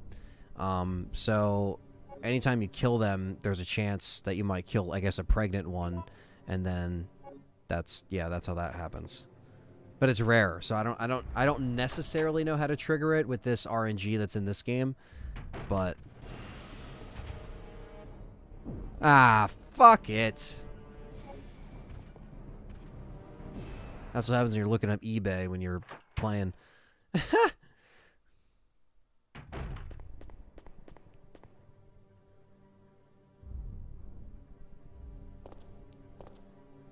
Costs $100 brand new. Yeah, that sounds about right. Now probably even more.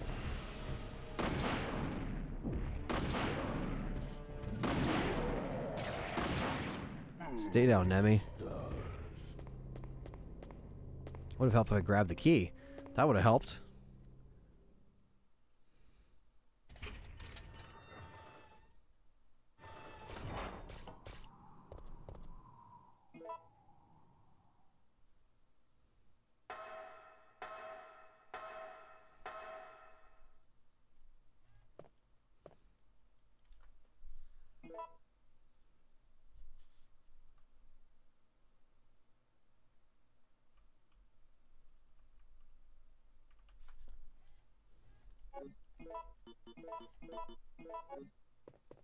There you are.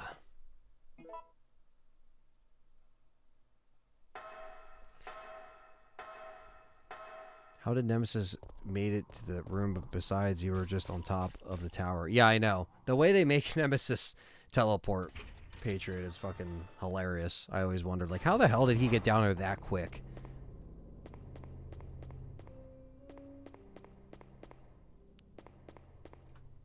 It's like, come on. He jumps. Yeah, he could. But even there's other times where they make him appear in front of you where you're just like, what? But you just got to believe the game magic here.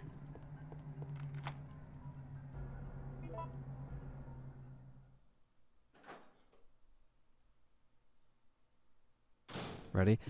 Ah.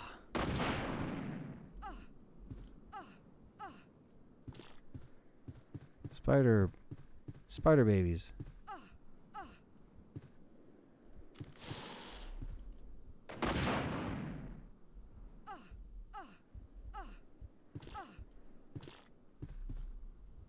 So nothing happens to Carlos. Last playthrough, I think I got poisoned by one of them in the hallway. I was like, what? That never happens. That was kind of annoying.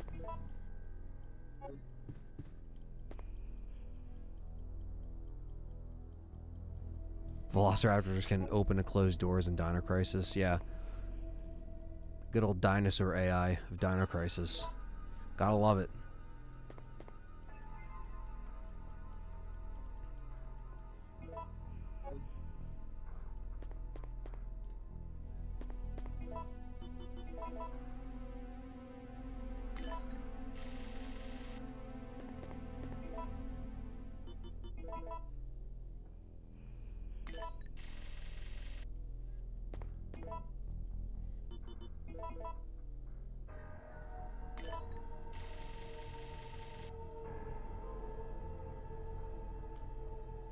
Good old gear puzzle.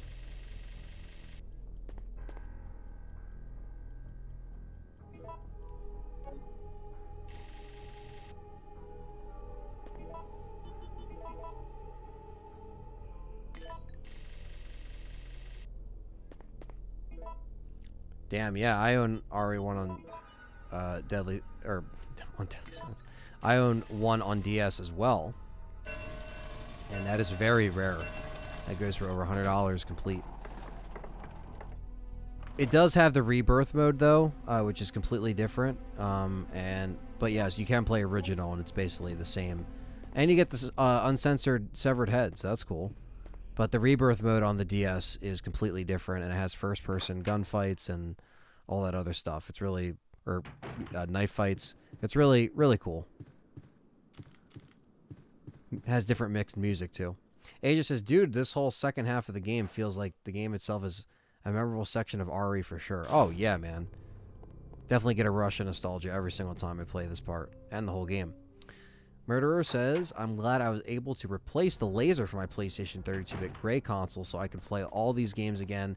I have quite a few old PlayStation games that were just sitting around until now. That's great, man. That's always cool when you can really, bring stuff back to life and kind of play that stuff you have sitting around. And yeah, I had to do that. I had to replace the laser. I think I had to replace the laser with 2 of my PS1s.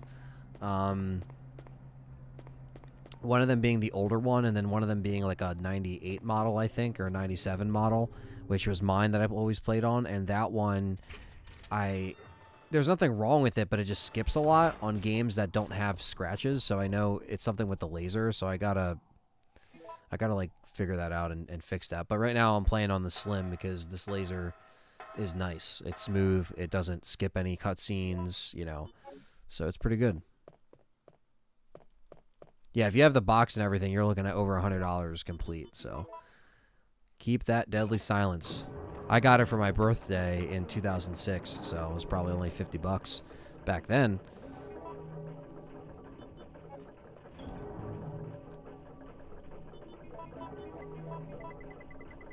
Not that it really matters, because we're just going to yak them with the grenade launcher, but whatever.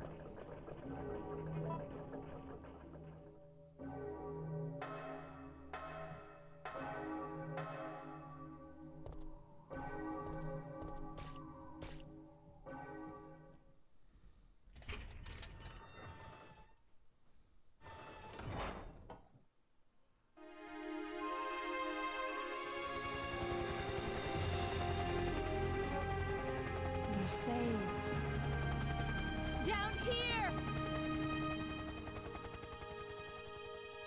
It's finally over. Huh?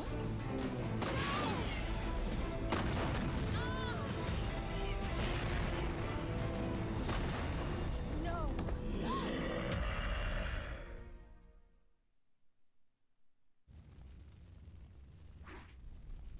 All right.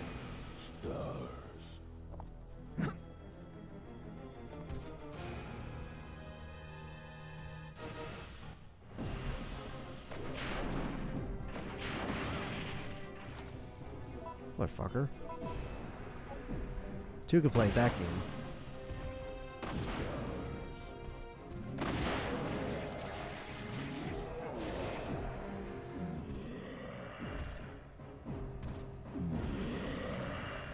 Yeah, that's cool, Darcy. That's cool you're still into the stuff. Still keeping the gaming stuff strong. That's killer.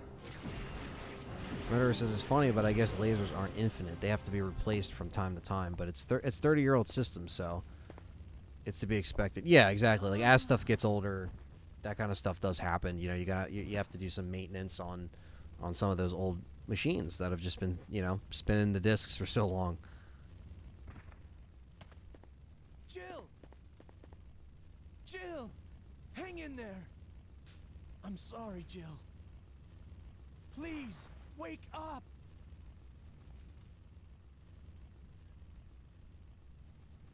Jill! Jill! And now it's time to go to the hospital yet again October 1st, with Carlos. night. I woke up to the sound of falling rain. Just trying to ask Jill on a date in the worst way Believe I'm possible. Still alive. Nemesis.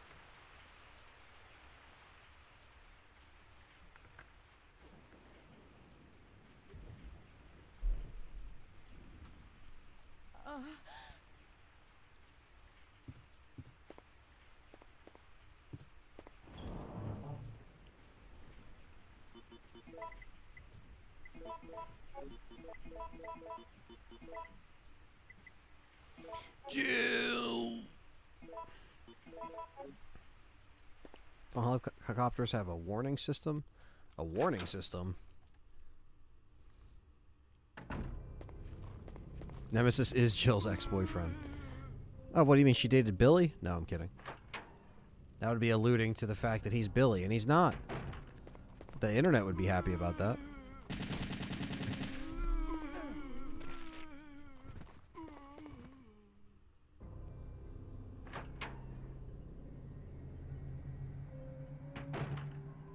Now we can move the bell.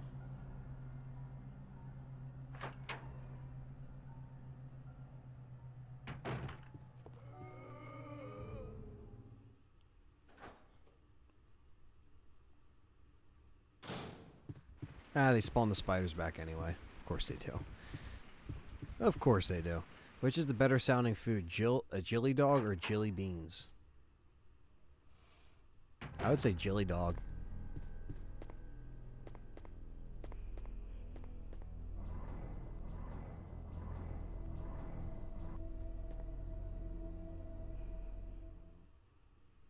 The Jill sandwich. That's the classic, though. The Jill sandwich just says everything that needs to be said. The variations can be whatever names, you know. Oh, for incoming missiles? I don't know, Shy Boy. I honestly would not know.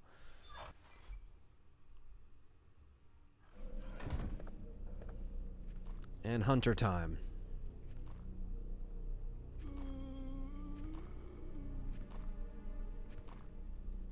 Yikes.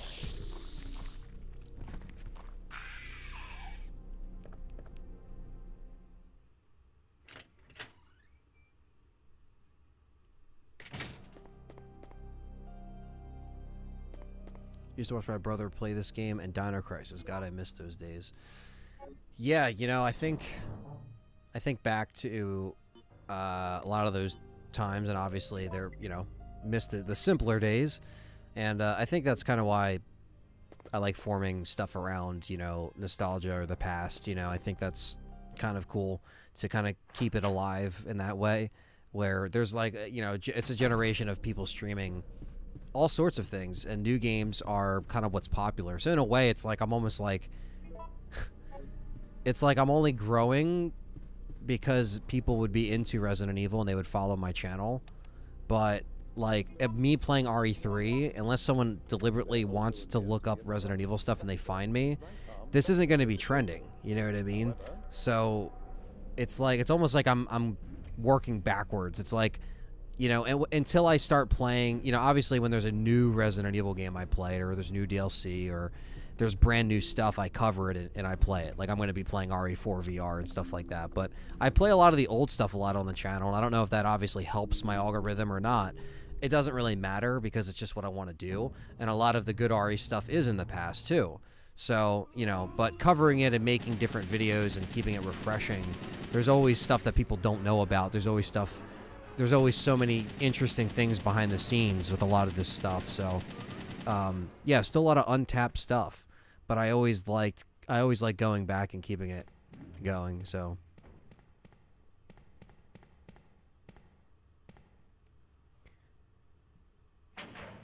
let's see. Eddie Gonzalez says Resident Evil is the shit. Best Resident Evil channel. Keep up the good work, Anthony. Thank you, man.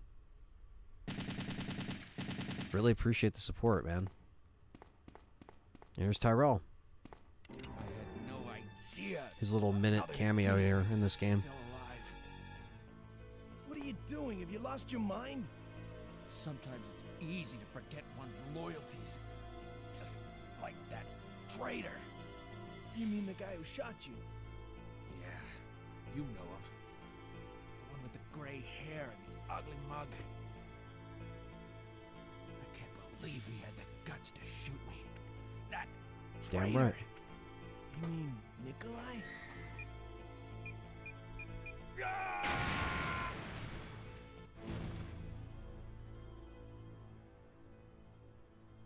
Damn.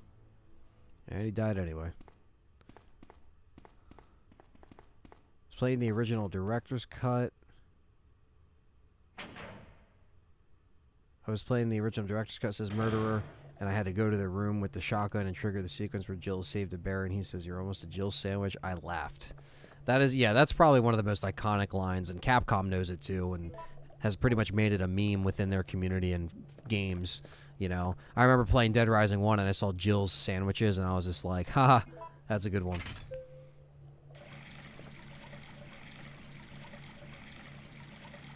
And of course, Claire makes the Claire sandwich joke in Revelations 2, which hints that Barry told her that story, which is just funny that Barry, still tells that story as like, I saved Jill from a falling ceiling, and, it's just still funny.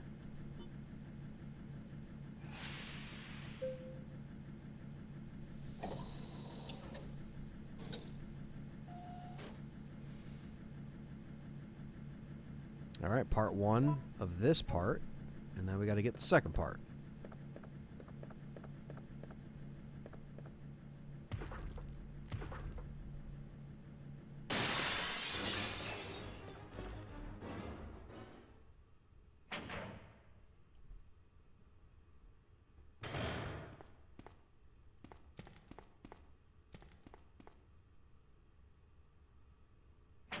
The Claire sandwich. That's right, Tolga.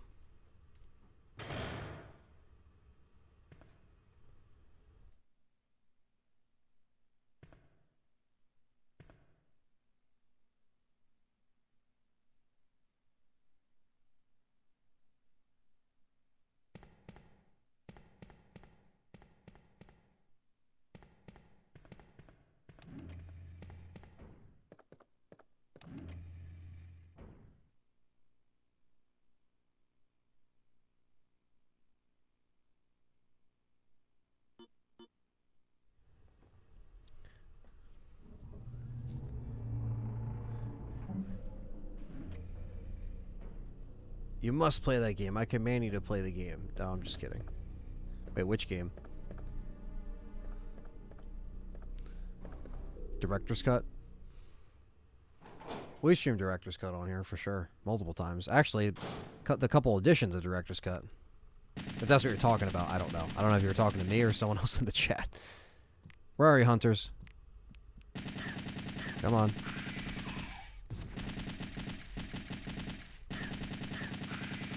They sometimes take their time walking around the corner.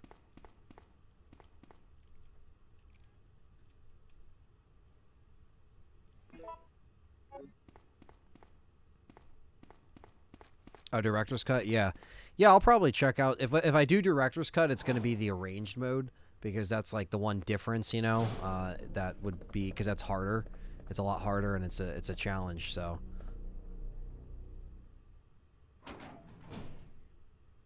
Enemies are stronger. That whole thing's a fucking... 253.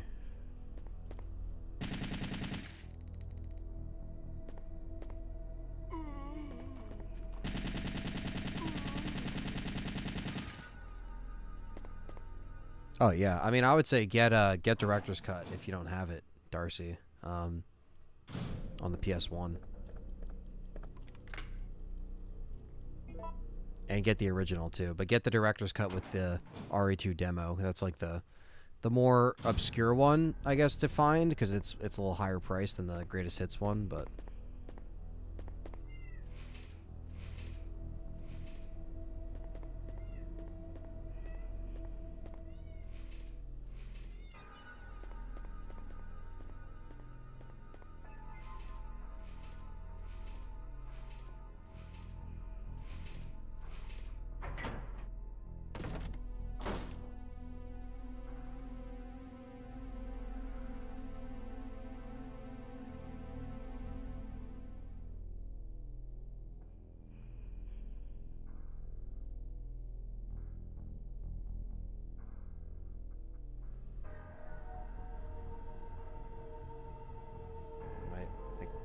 Foster Kitty Mugen's just making some noise right now. Being very vocal.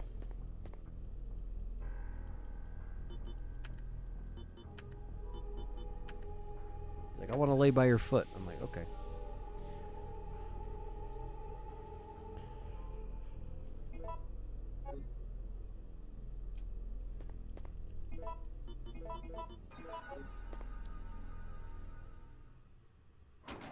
Yeah, the basement music in the DualShock director's cut is definitely worse than the normal director's cut music, which was the same as the original, which is what, you know, that soundtrack does have some decent tracks, but it just isn't as good as the original.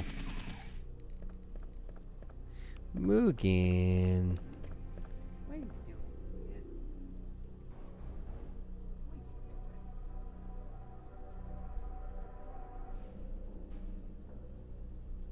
This medium hair cat.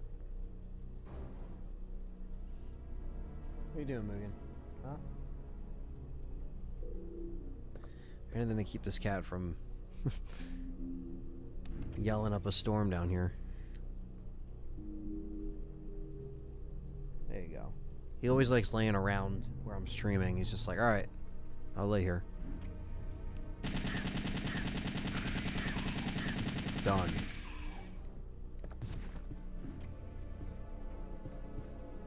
And just like that, we are done. The hospital and go into the park. And then I like the blood trails you can see leading out here. Like Nikolai's running the fuck out of here.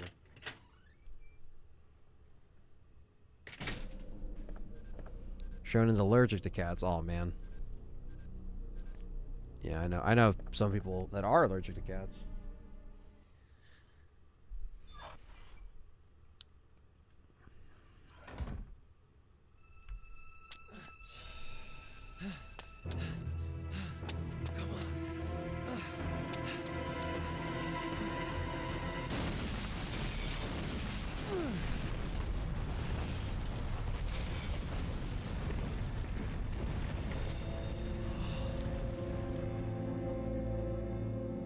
Darcy doesn't remember this area in RE3. Yeah, it's a very small section. And it's like you're in the clock tower for 2 more seconds, and then this is where Type 2 Nemi makes an appearance. Pets feel neglected when you're doing something else. I know, they do. They're like, you're not paying attention to me. Usually he just likes the fact that I'm down here, you know, with him, so. Which, this is like where I work every day of the week, so. It's like I'm down here most of the time. It's my little studio area.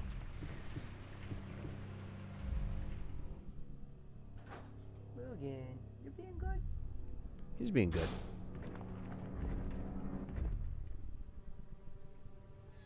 What? Well, now you're not being good. Now you want to come up on here? On the chair. Look at this guy. This is Mugen. You want to say something to the chat?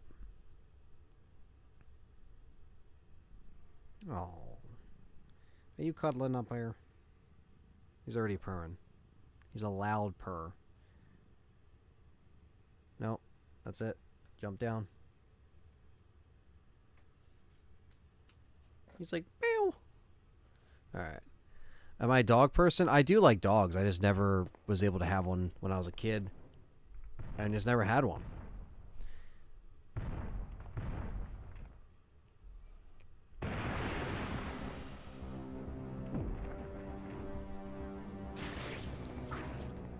I do like dogs, though. But I definitely am a cat person for sure. Just because I've been around, you know, I've had a cat for, 15 years. And then we got Jesse and James. And then this cat is just a, foster right now. Help him out. Because this cat was actually abandoned and left alone outside. And was forced to be outside because the owners abandoned him. So we, we didn't know this at the time, but we kind of put pieces together. Long story short, it's a house that's in the neighborhood, and it got, foreclosed on.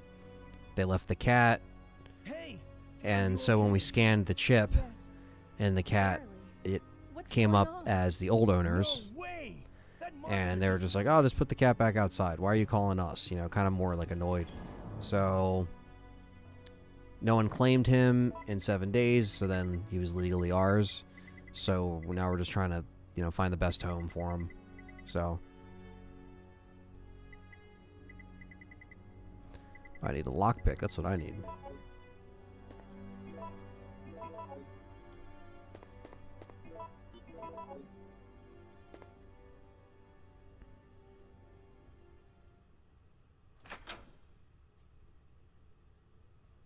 Put Nemesis on a leash.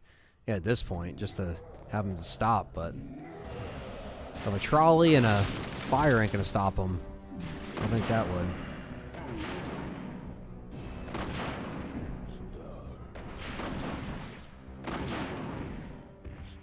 That is good. He took the cat when it needed a family. Yeah, exactly. Infinite bullets.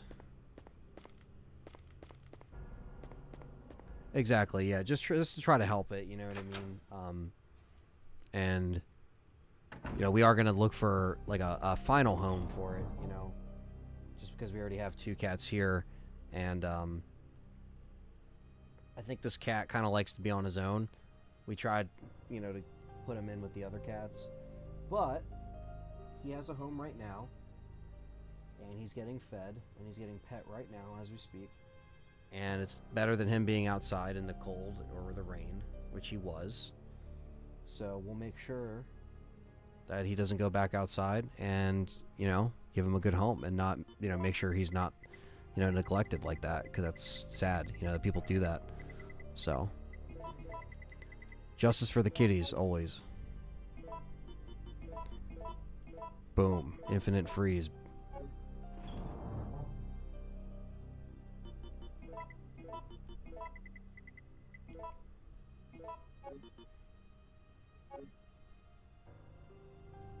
You've gained good karma. Yeah, and it's so funny too, because like, sometimes you one of the first things we knew that he wasn't a stray cat because of how he just came up to people, like how he approached people. So we knew he wasn't like, completely stray, and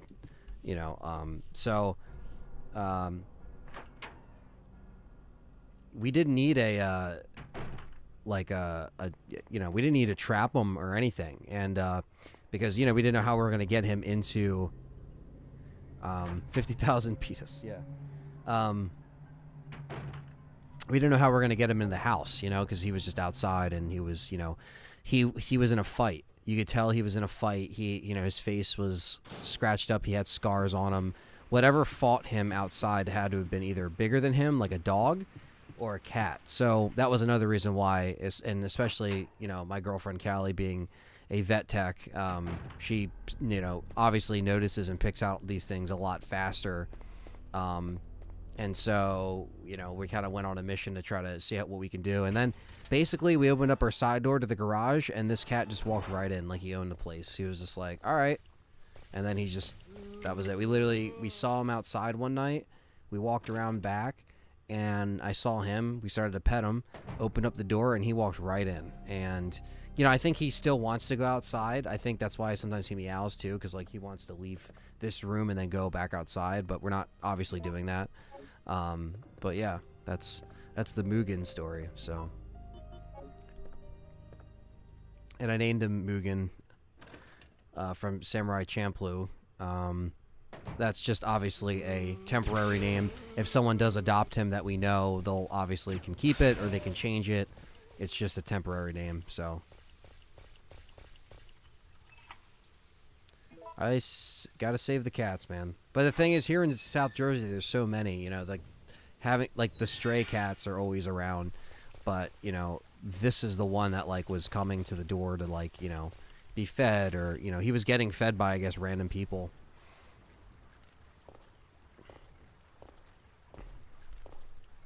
But yeah, we'll make sure he has a good home, and I'll keep you guys updated with Mugen, what happens. We've had him for almost 2 weeks now. So yeah. All the cats I have were indoor. Exactly. We only have indoor cats. That's the way you got to do it. If there's, like, one example that I can, you know, prove of why you shouldn't let your cats go outside, it's what happened to Mugen. You know, fights, you can get hit by a car. I mean, there's so much shit that can happen, and it's just, like, it's not cool, especially here in a neighborhood.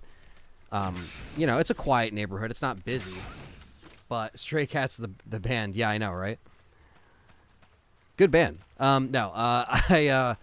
Yeah, I agree. I just like keeping everything indoors. And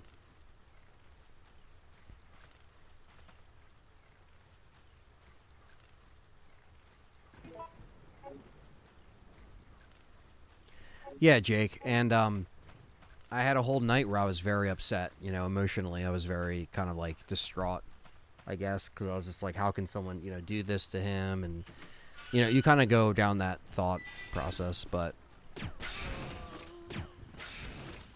you just got to be like, hey, we saved him, you know, like, he's not out there right now. He's here. He's warm. You know, he's got food when he wants. He may have multiple homes. Some outdoor cats cheat on their owners. That's true, but, you know, he wasn't properly adopted out because he didn't, you know, the chip that they had in him was not updated to anybody. So when the person when we scanned him and his old owners came up and we called them, see, normally when you properly adopt them out to someone else, they change that information to the new owner. Well, he didn't have any owners on him, and clearly the people that had, if there was someone that had him, then, you know, they clearly didn't care. So, you know. But yeah, some cats do are like, you know. But yeah, we kind of did the process of elimination, and the address that came up on his chip was actually a house that is boarded up, and it was foreclosed on. So they just moved into that house a year ago. They already got foreclosed on. They have a smashed car outside the front of their house, and, you know, a big ass bin is there right now, a dumpster bin, and the state is just clearing out the house probably to sell, and, you know, and I guess the cat was dumped with it. When I saw that address, and when Callie found that out at her job, and then she came and told me, I was like, oh shit. So yeah. Hello, any tips for getting better at this mercs in this?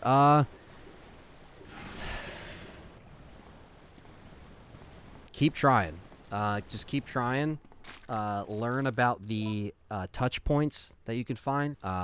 The machine in the generator room. Make sure you grab all that stuff, because that's like extra time. And just try to lump up all the monsters or the zombies by the barrel, so you can get a bunch of combination stuff.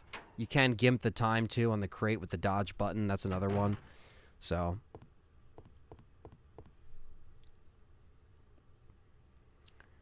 A Heretic says, "What are you listening to music-wise right now?" It's a good question. I am listening to, as the weather gets nice, you know, I like to listen to like, you know, a little bit different music. But I've been listening to a lot of Team Sleep, Deftones. I've always listened to those bands, but they've been on rotation. Breaking Benjamin, because Breaking Benjamin's coming up, so. In Atlantic City.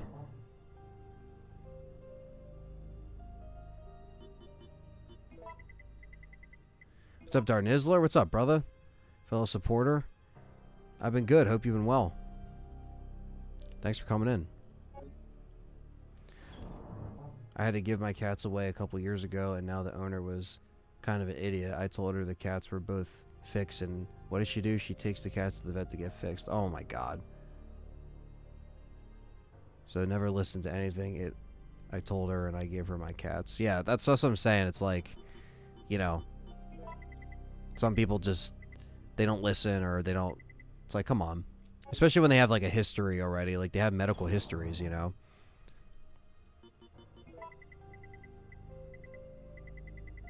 That's why I need the lighter. What's going on, Matthew Webster? We're about to knock out this gravedigger here.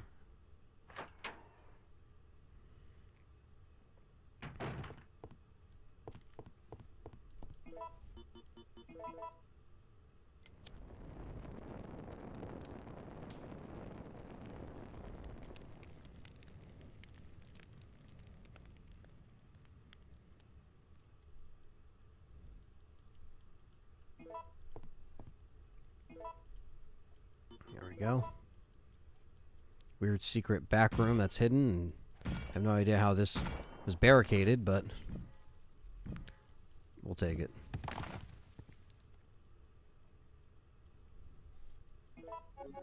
Off to work later, chat.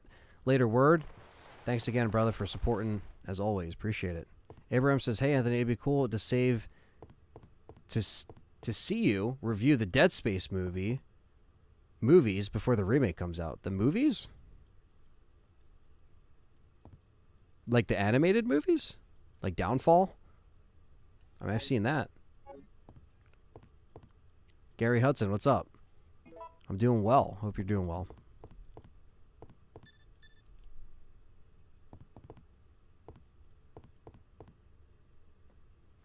All right.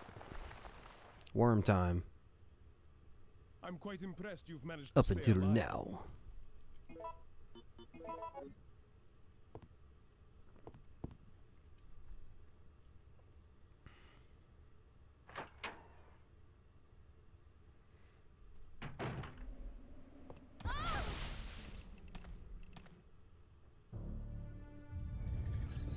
What's going on? Whoa! Yeah, I don't know if I'll review the movies, but I definitely might play the trilogy before the remake comes out. I think that might be a fair thing to promise, you know. But Abraham, stay tuned, because I will be putting up a poll for you YouTube members and Patreon supporters. If you're on any tier on, obviously, Patreon, or one tier on YouTube membership, you can vote. That's coming out. You guys can vote on my next survival horror game I'm playing on the channel. For the next, you know, non-RE survival horror series. Obviously, I beat Tormented Souls. So, yeah. You said Teen Sleep? Is that what you're listening to? Team Sleep. Like Team Sleep. Yeah, I listen to them. I've been listening to them a lot. Crosses, too. I've been listening to a lot of Crosses. A lot of Chino Moreno, like Deftones projects. Deftones is in rotation permanently. I mean, that's just an amazing band. But yeah, Team Sleep is another one I would recommend if you haven't really... They're more mellow. A little bit more mellow than Deftones. And then Cross is kind of like that too. And they're putting out new stuff, so I've been kind of listening to that.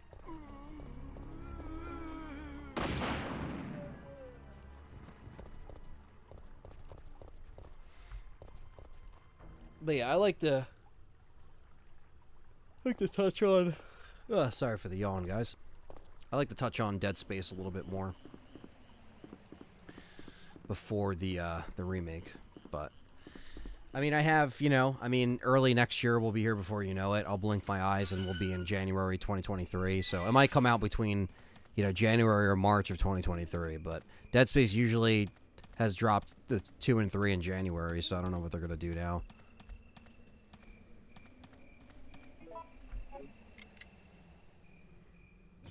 The Mongolian Deathworm. You can do Dead Space 1 and 2. The third one sucked. Well, yeah, I know, Slick. A lot of people do not like the third one. I didn't like the third one as much as well. I'll admit, but I might try to do that one co-op. So that one might be fun to do because at least I'll have a partner, so we can kind of, you know, shit on it together. Palms is also a good idea. Project of Chinas with the guys from ISIS from the one album of them. Yes, yeah, Palms, dude. I have that CD right over there. Palms. I got that in 2013. That's a great album. It's a one and done album. It kind of sucks they never really did anything else. But yeah, it's very, you know, shoegazy, post-metal, just crazy riffs and just great Chino vocals. Yeah, Palms is another great little one-off project.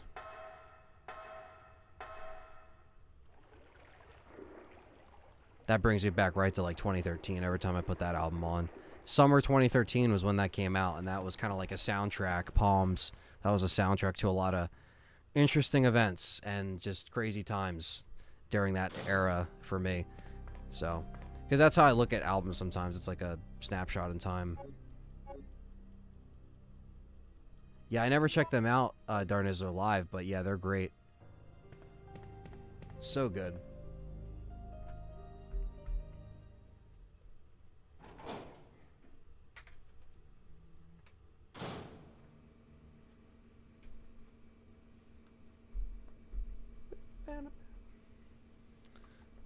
Let's see. Do you think Capcom will show the Resident Evil 4 remake this summer?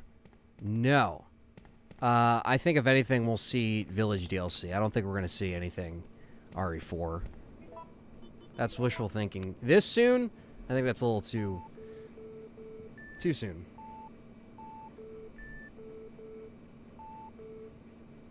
But again, what do I know? Anything can happen nowadays. And I haven't heard anything on the you know, the Village DLC either, so, you know.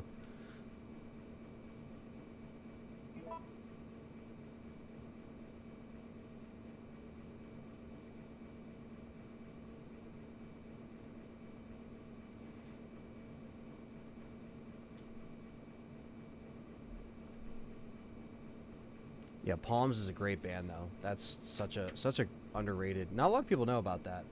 Not a lot of people know about. I mean, obviously, if you're into, you know, Deftones and Chino, then most people will know about that. But no one really talks about that album. I mean, everyone that talks about it says it's really good. So, what's your favorite puzzle to do in the RE series?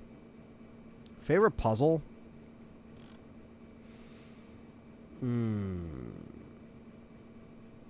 I mean, not this one, but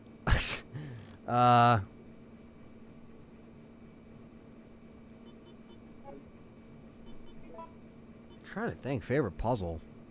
I always like the Stonewall puzzle in RE4.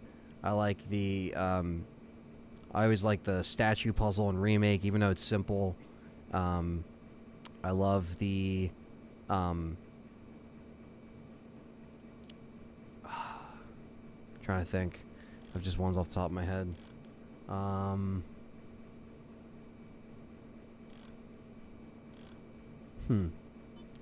to think. One's off the top of my head. Damn, there's so many puzzles. Code Veronica has some crazy puzzles too. I like the water sample puzzle. You know, I don't hate it like most people, but yeah, I could tell it could be a drag. You know. Abraham says Dead Space 3 is a fun co-op game. It's just not a great Dead Space sequel. And let's see, completely coming out of its original formula. Yeah, it kind of got a little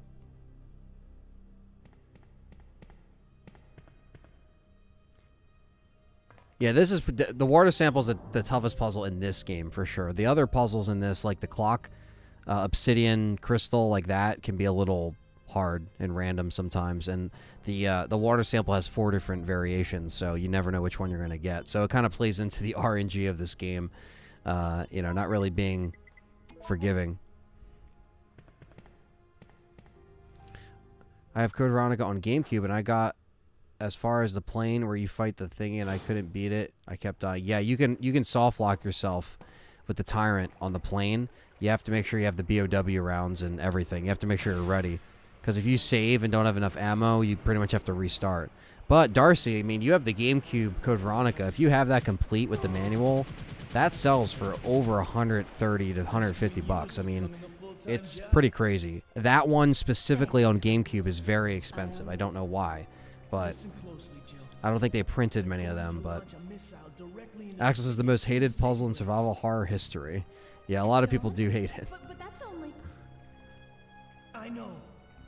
Corey definitely remembers the water sample. We have to split up and find a way out of here. And hey, watch out for that traitor Nikolai.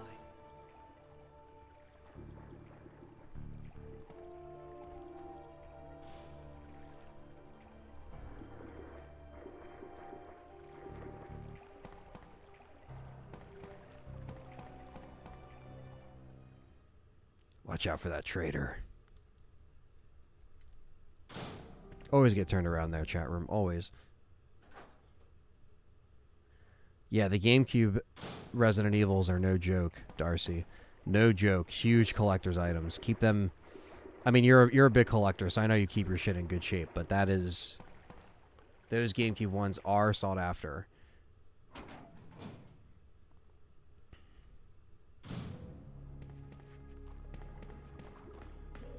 And naked zombies. Meanwhile, Dario is writing his diary about getting the Dance Dance Revolution high score. Yes, there it is. Dario and DDR. I mentioned that earlier, Axel, when you weren't here, but... It's like, there's Axel with his DDR again. Yeah, a lot of people hate the water puzzle. I mean, it's not too bad. Like, you just gotta, like, stack the shit up. But it is annoying. Because sometimes, again, some puzzles, some variations of that can take a little bit longer. Because you're going back and checking it and going back and checking it and then moving stuff and then checking it.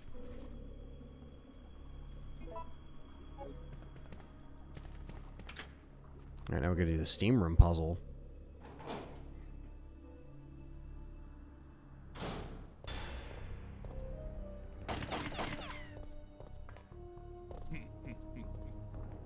Nikolai? Bastard. Yeah, the Zelda games, I think, go for some money, too. Any of the Mario stuff complete. Any of the first-party GameCube games are pricey.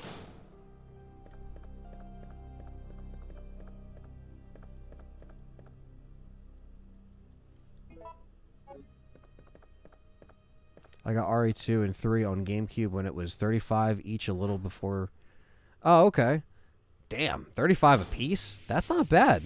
Even for 2020, that's not bad. Because they were even expensive before then. I mean, they were going up. I mean, I got my RE3 for $40 in GameStop back when they sold it. And I remember my dad was like, why are you buying this again? You already have this. And I was like, yeah, I don't know. I want it on GameCube. And now it goes for double that, so... Or around maybe around like 60. So I think RE3 might be the cheaper one. RE0 and GameCube, or sorry, 0 and Remake don't go for that much money.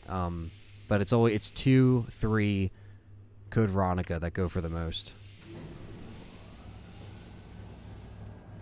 Yeah, Matthew, I haven't done Evil Within on this channel since 2014, right when it came out. So if I did revisit it, it would be the first time in like, 8 years.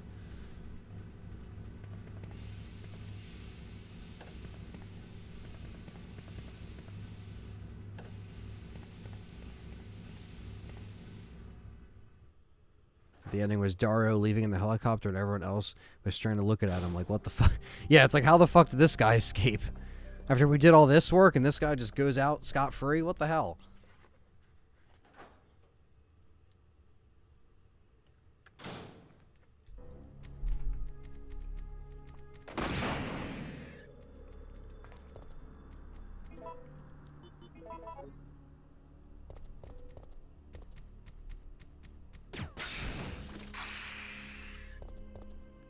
frozen. Damn, Darcy, so you're pretty much almost complete. You need what? Do you need 2 and 3 on GameCube, or do you have, like, you have 0 Remake, Code Veronica?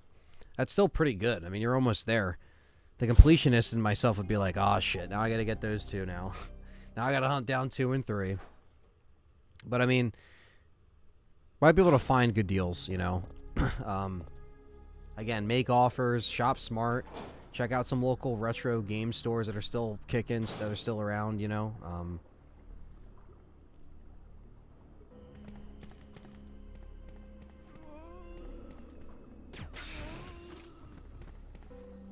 All right.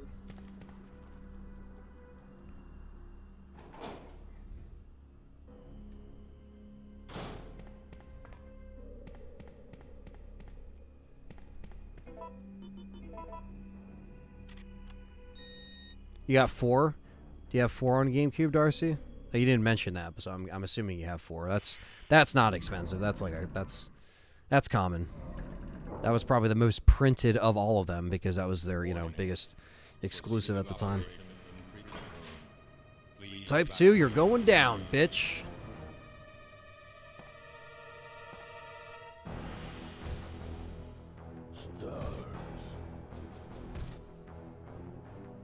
What's the most I've spent on a game? Most I've spent on a game.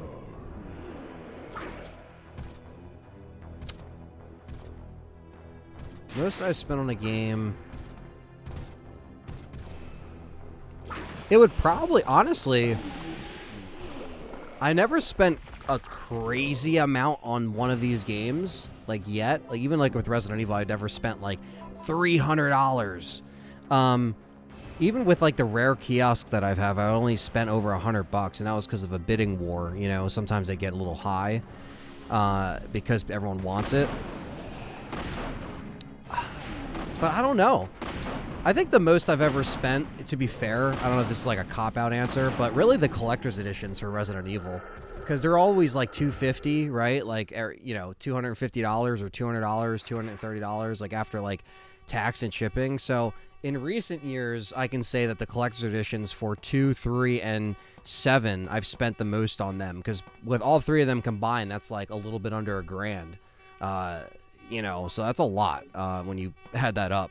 So, yeah. And you know, we gave away some on the Cam one, Cam MMA, shout out to Cam MMA, Carlos Cruz.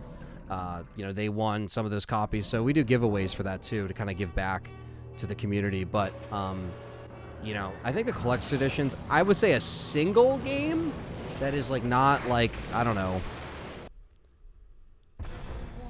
anything, like it doesn't come with anything, I would say probably the kiosk demo. That's probably one of the rarest. It's not a game, but it's a demo, you know, disc. So I'd probably say that. Yeah, I'd probably say that.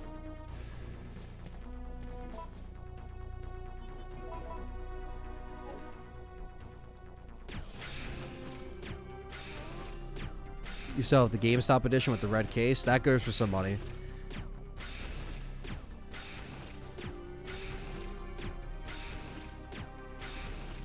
I have that. I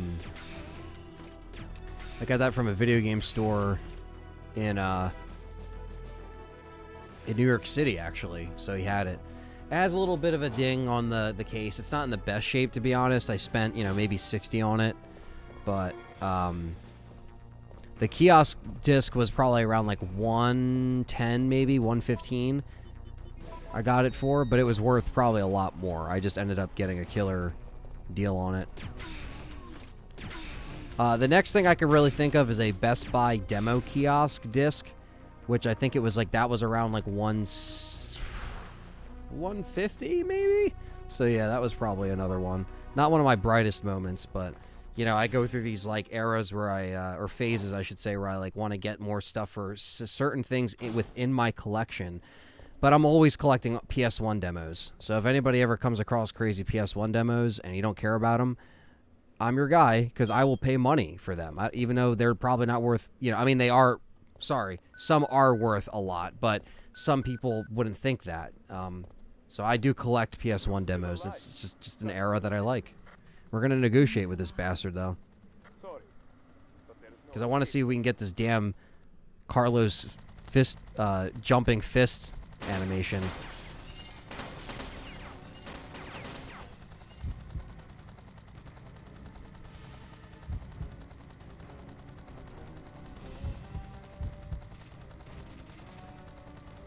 So, you want to get out of here alone? Is that your plan? I made certain none of the other supervisors survive.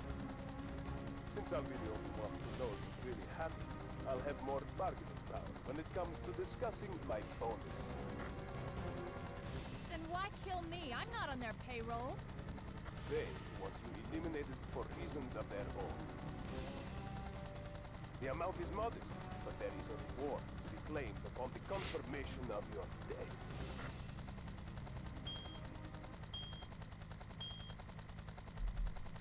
Although I'm sure I'll miss you, it's time to say goodbye. You can either accept death with dignity or die with regret. It's Entirely up to you, bitch. That'd be funny if she shot him now, like while he was like away. He's like, "What? No!" It's completely like faked him out. Jill, what happened? Carlos. Jill! That's it. We've got to find a way out of here. Now!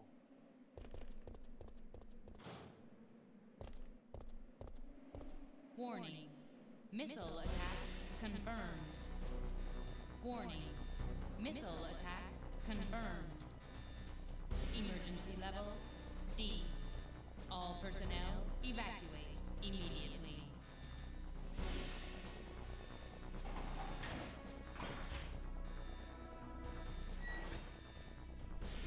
My bonus.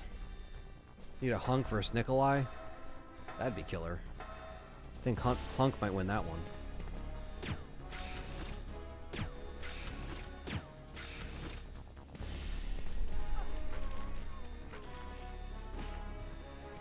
What? You're telling me my freeze rounds didn't hit Dick? What the hell was she just aiming at then? That was nice of David to send you that cool Resident Evil merch. Was it David? Hope I didn't get it mixed up. Oh, you mean Nick? Yeah, Nick. The man. Member Nick and supporter. Hell yeah.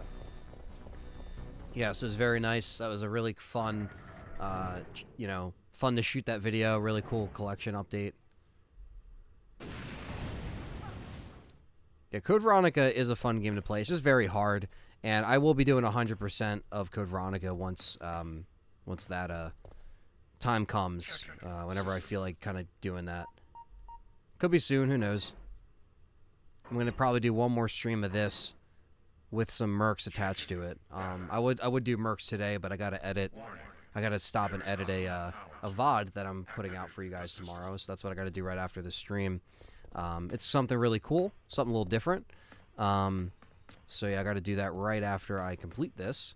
I wasn't going to, obviously I'm trying to, you know, just spread out my time and get everything done. But again, as you guys know, I always have my calendar here, so I always am looking at, like, you know, what days I'm doing stuff, writing stuff in, getting stuff done, trying to, you know, I've been on it since the start of the year, so I've been really proud of that. Even if some stuff has to get switched around sometimes for, you know, whatever, it works out. It balances out, chat room. And you guys seem to have been enjoying the content so far, so I also try to gauge what the community likes, too.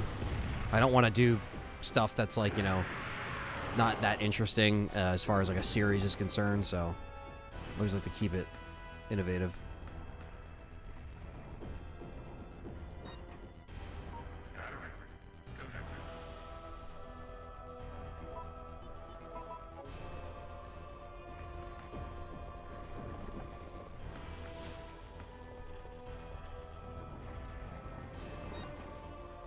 Connected. Power up that rail cannon. Let's do this. Executing quick charge program. Preparing to fire.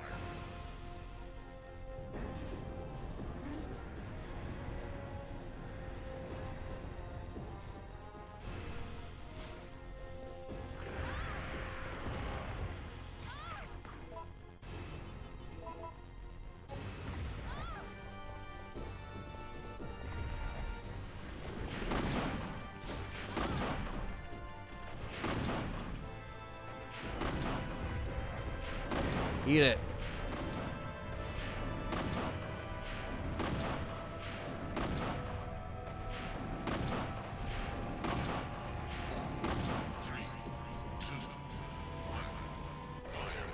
There we go.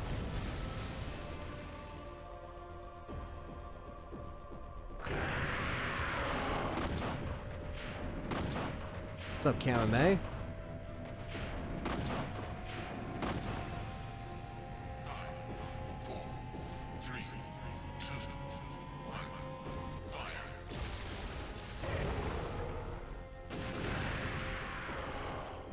That's one fucked up Demi. Thanks for coming in, Cam. Catching the end of the stream, I see, but better late than never. Appreciate you coming in. We're actually just talking about you. We're saying bad things. No, I'm kidding. We're saying good things. I was saying how you got the collector's edition for Village. You won that because, you know, we did the contest, and then it was like, because we were talking about like the most expensive game we spent, you know, money on just by itself, and I said really in the last couple of years it was just all those collector's editions of those Resident Evils really started to add up. No problem, Cam. This will all be archived as usual. I want to stick around and do Mercs, but I have to work on this VOD that I was working on earlier, this video. It's already recorded and shot, I just gotta edit it. I'll give you stars. I'll give you stars. Ooh.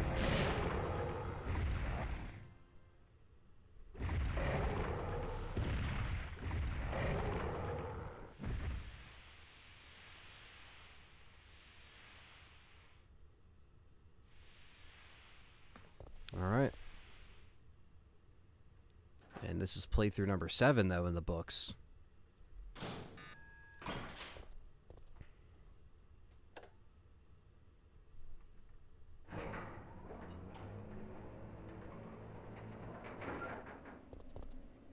Let's see if we get it. Can we get the yes? Jill, It's over, Carlos. what are you talking about? Don't you hear that? There's a second chopper, and it's here to rescue you. But who is it? Who could possibly be looking for me? It doesn't matter. We just have to be there when it lands. Most of these medicines are from Umbrella.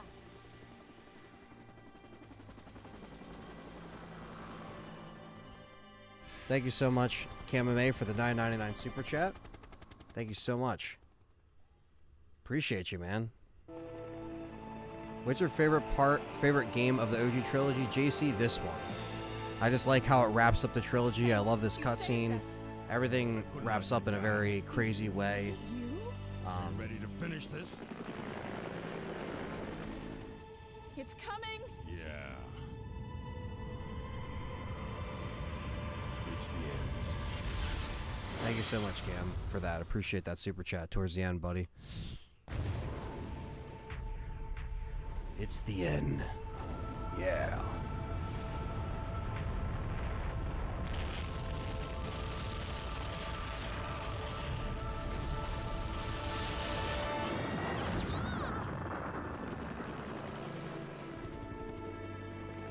That's it.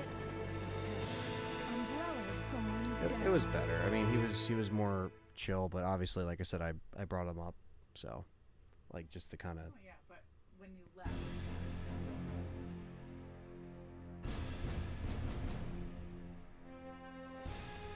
And now we have a rather unfortunate turn of events. It seems that the President and the Federal Council have passed judgment over the civilians of Raccoon City. The President and Federal Council have ruled that the Bacillus Terminate operation is the best course of action for this extreme situation, and have since executed. Based on that fact, Raccoon City has been literally wiped off the map. Current reports have the death toll surpassing the 100,000 mark. What up, bitches? Our hearts go out to those poor civilians. Of off-camera Cali.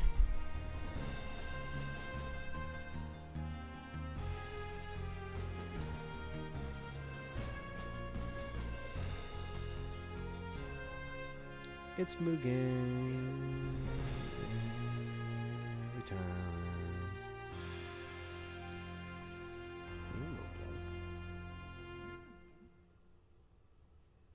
Doh. He died. It's just the beginning, chat room.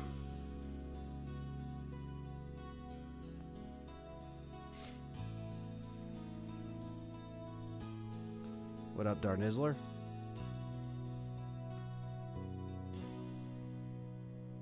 Yeah, thank you guys for checking out this stream. I always try to lower this at this part because I know it's music, so it's loud. So yeah, we have one more stream to go with the 100% RE3. And then this will be a 100% stream that's in the books, and then I got to think about what's next for the 100%. I don't know. I'll pick something.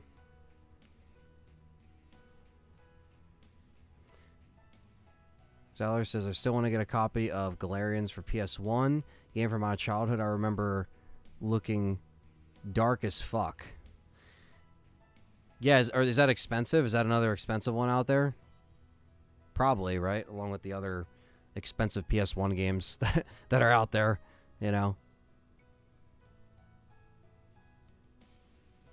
President Weska.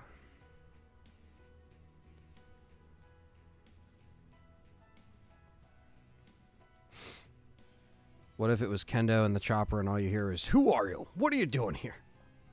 This is my chopper. What are you doing here?"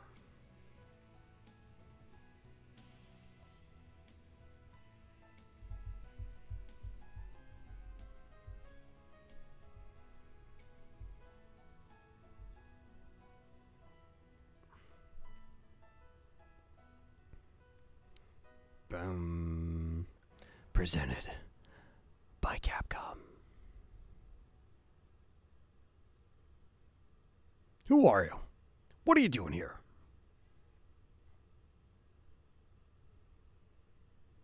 There we go. Another A. 2 hours 32. 0 saves A. Carlos in the bar. Barry's in the bar. Who's that dude all the way to the left? Who knows? What do we got? What epilogue do we got tonight?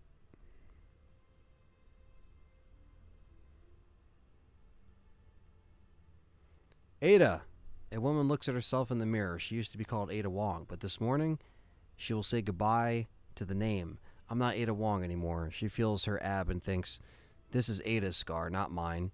And as she says goodbye to Ada Wong, she can't stop her tears. However, there isn't much time left before her next mission. So there we go. We got Ada's epilogue. Her being scarred up from RE2 and on to her next mission, which was RE4, really.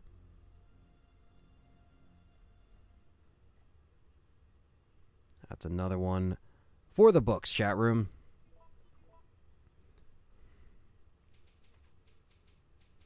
When are you doing the next part? The next part will probably be Wednesday.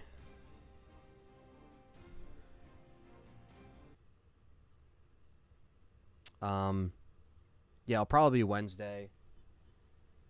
Let's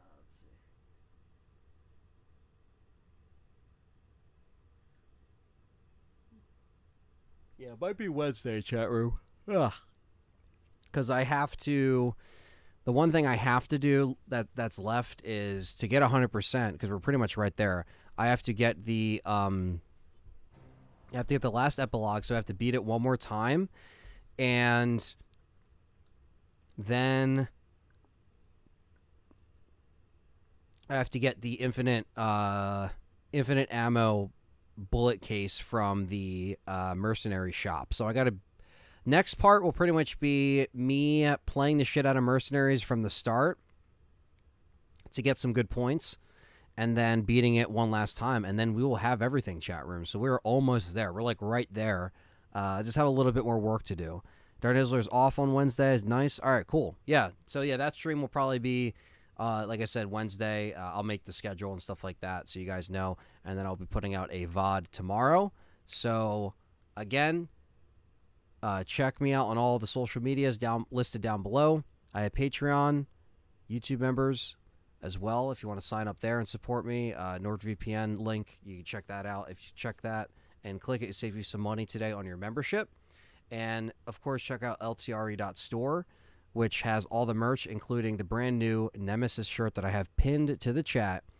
And it's a new Nemesis designed by Quentin Bauer, who's a fellow YouTube supporter, member, and a good friend that helped out with the artwork, with some brand new merch artwork. So we have him to thank for that. So please check that out.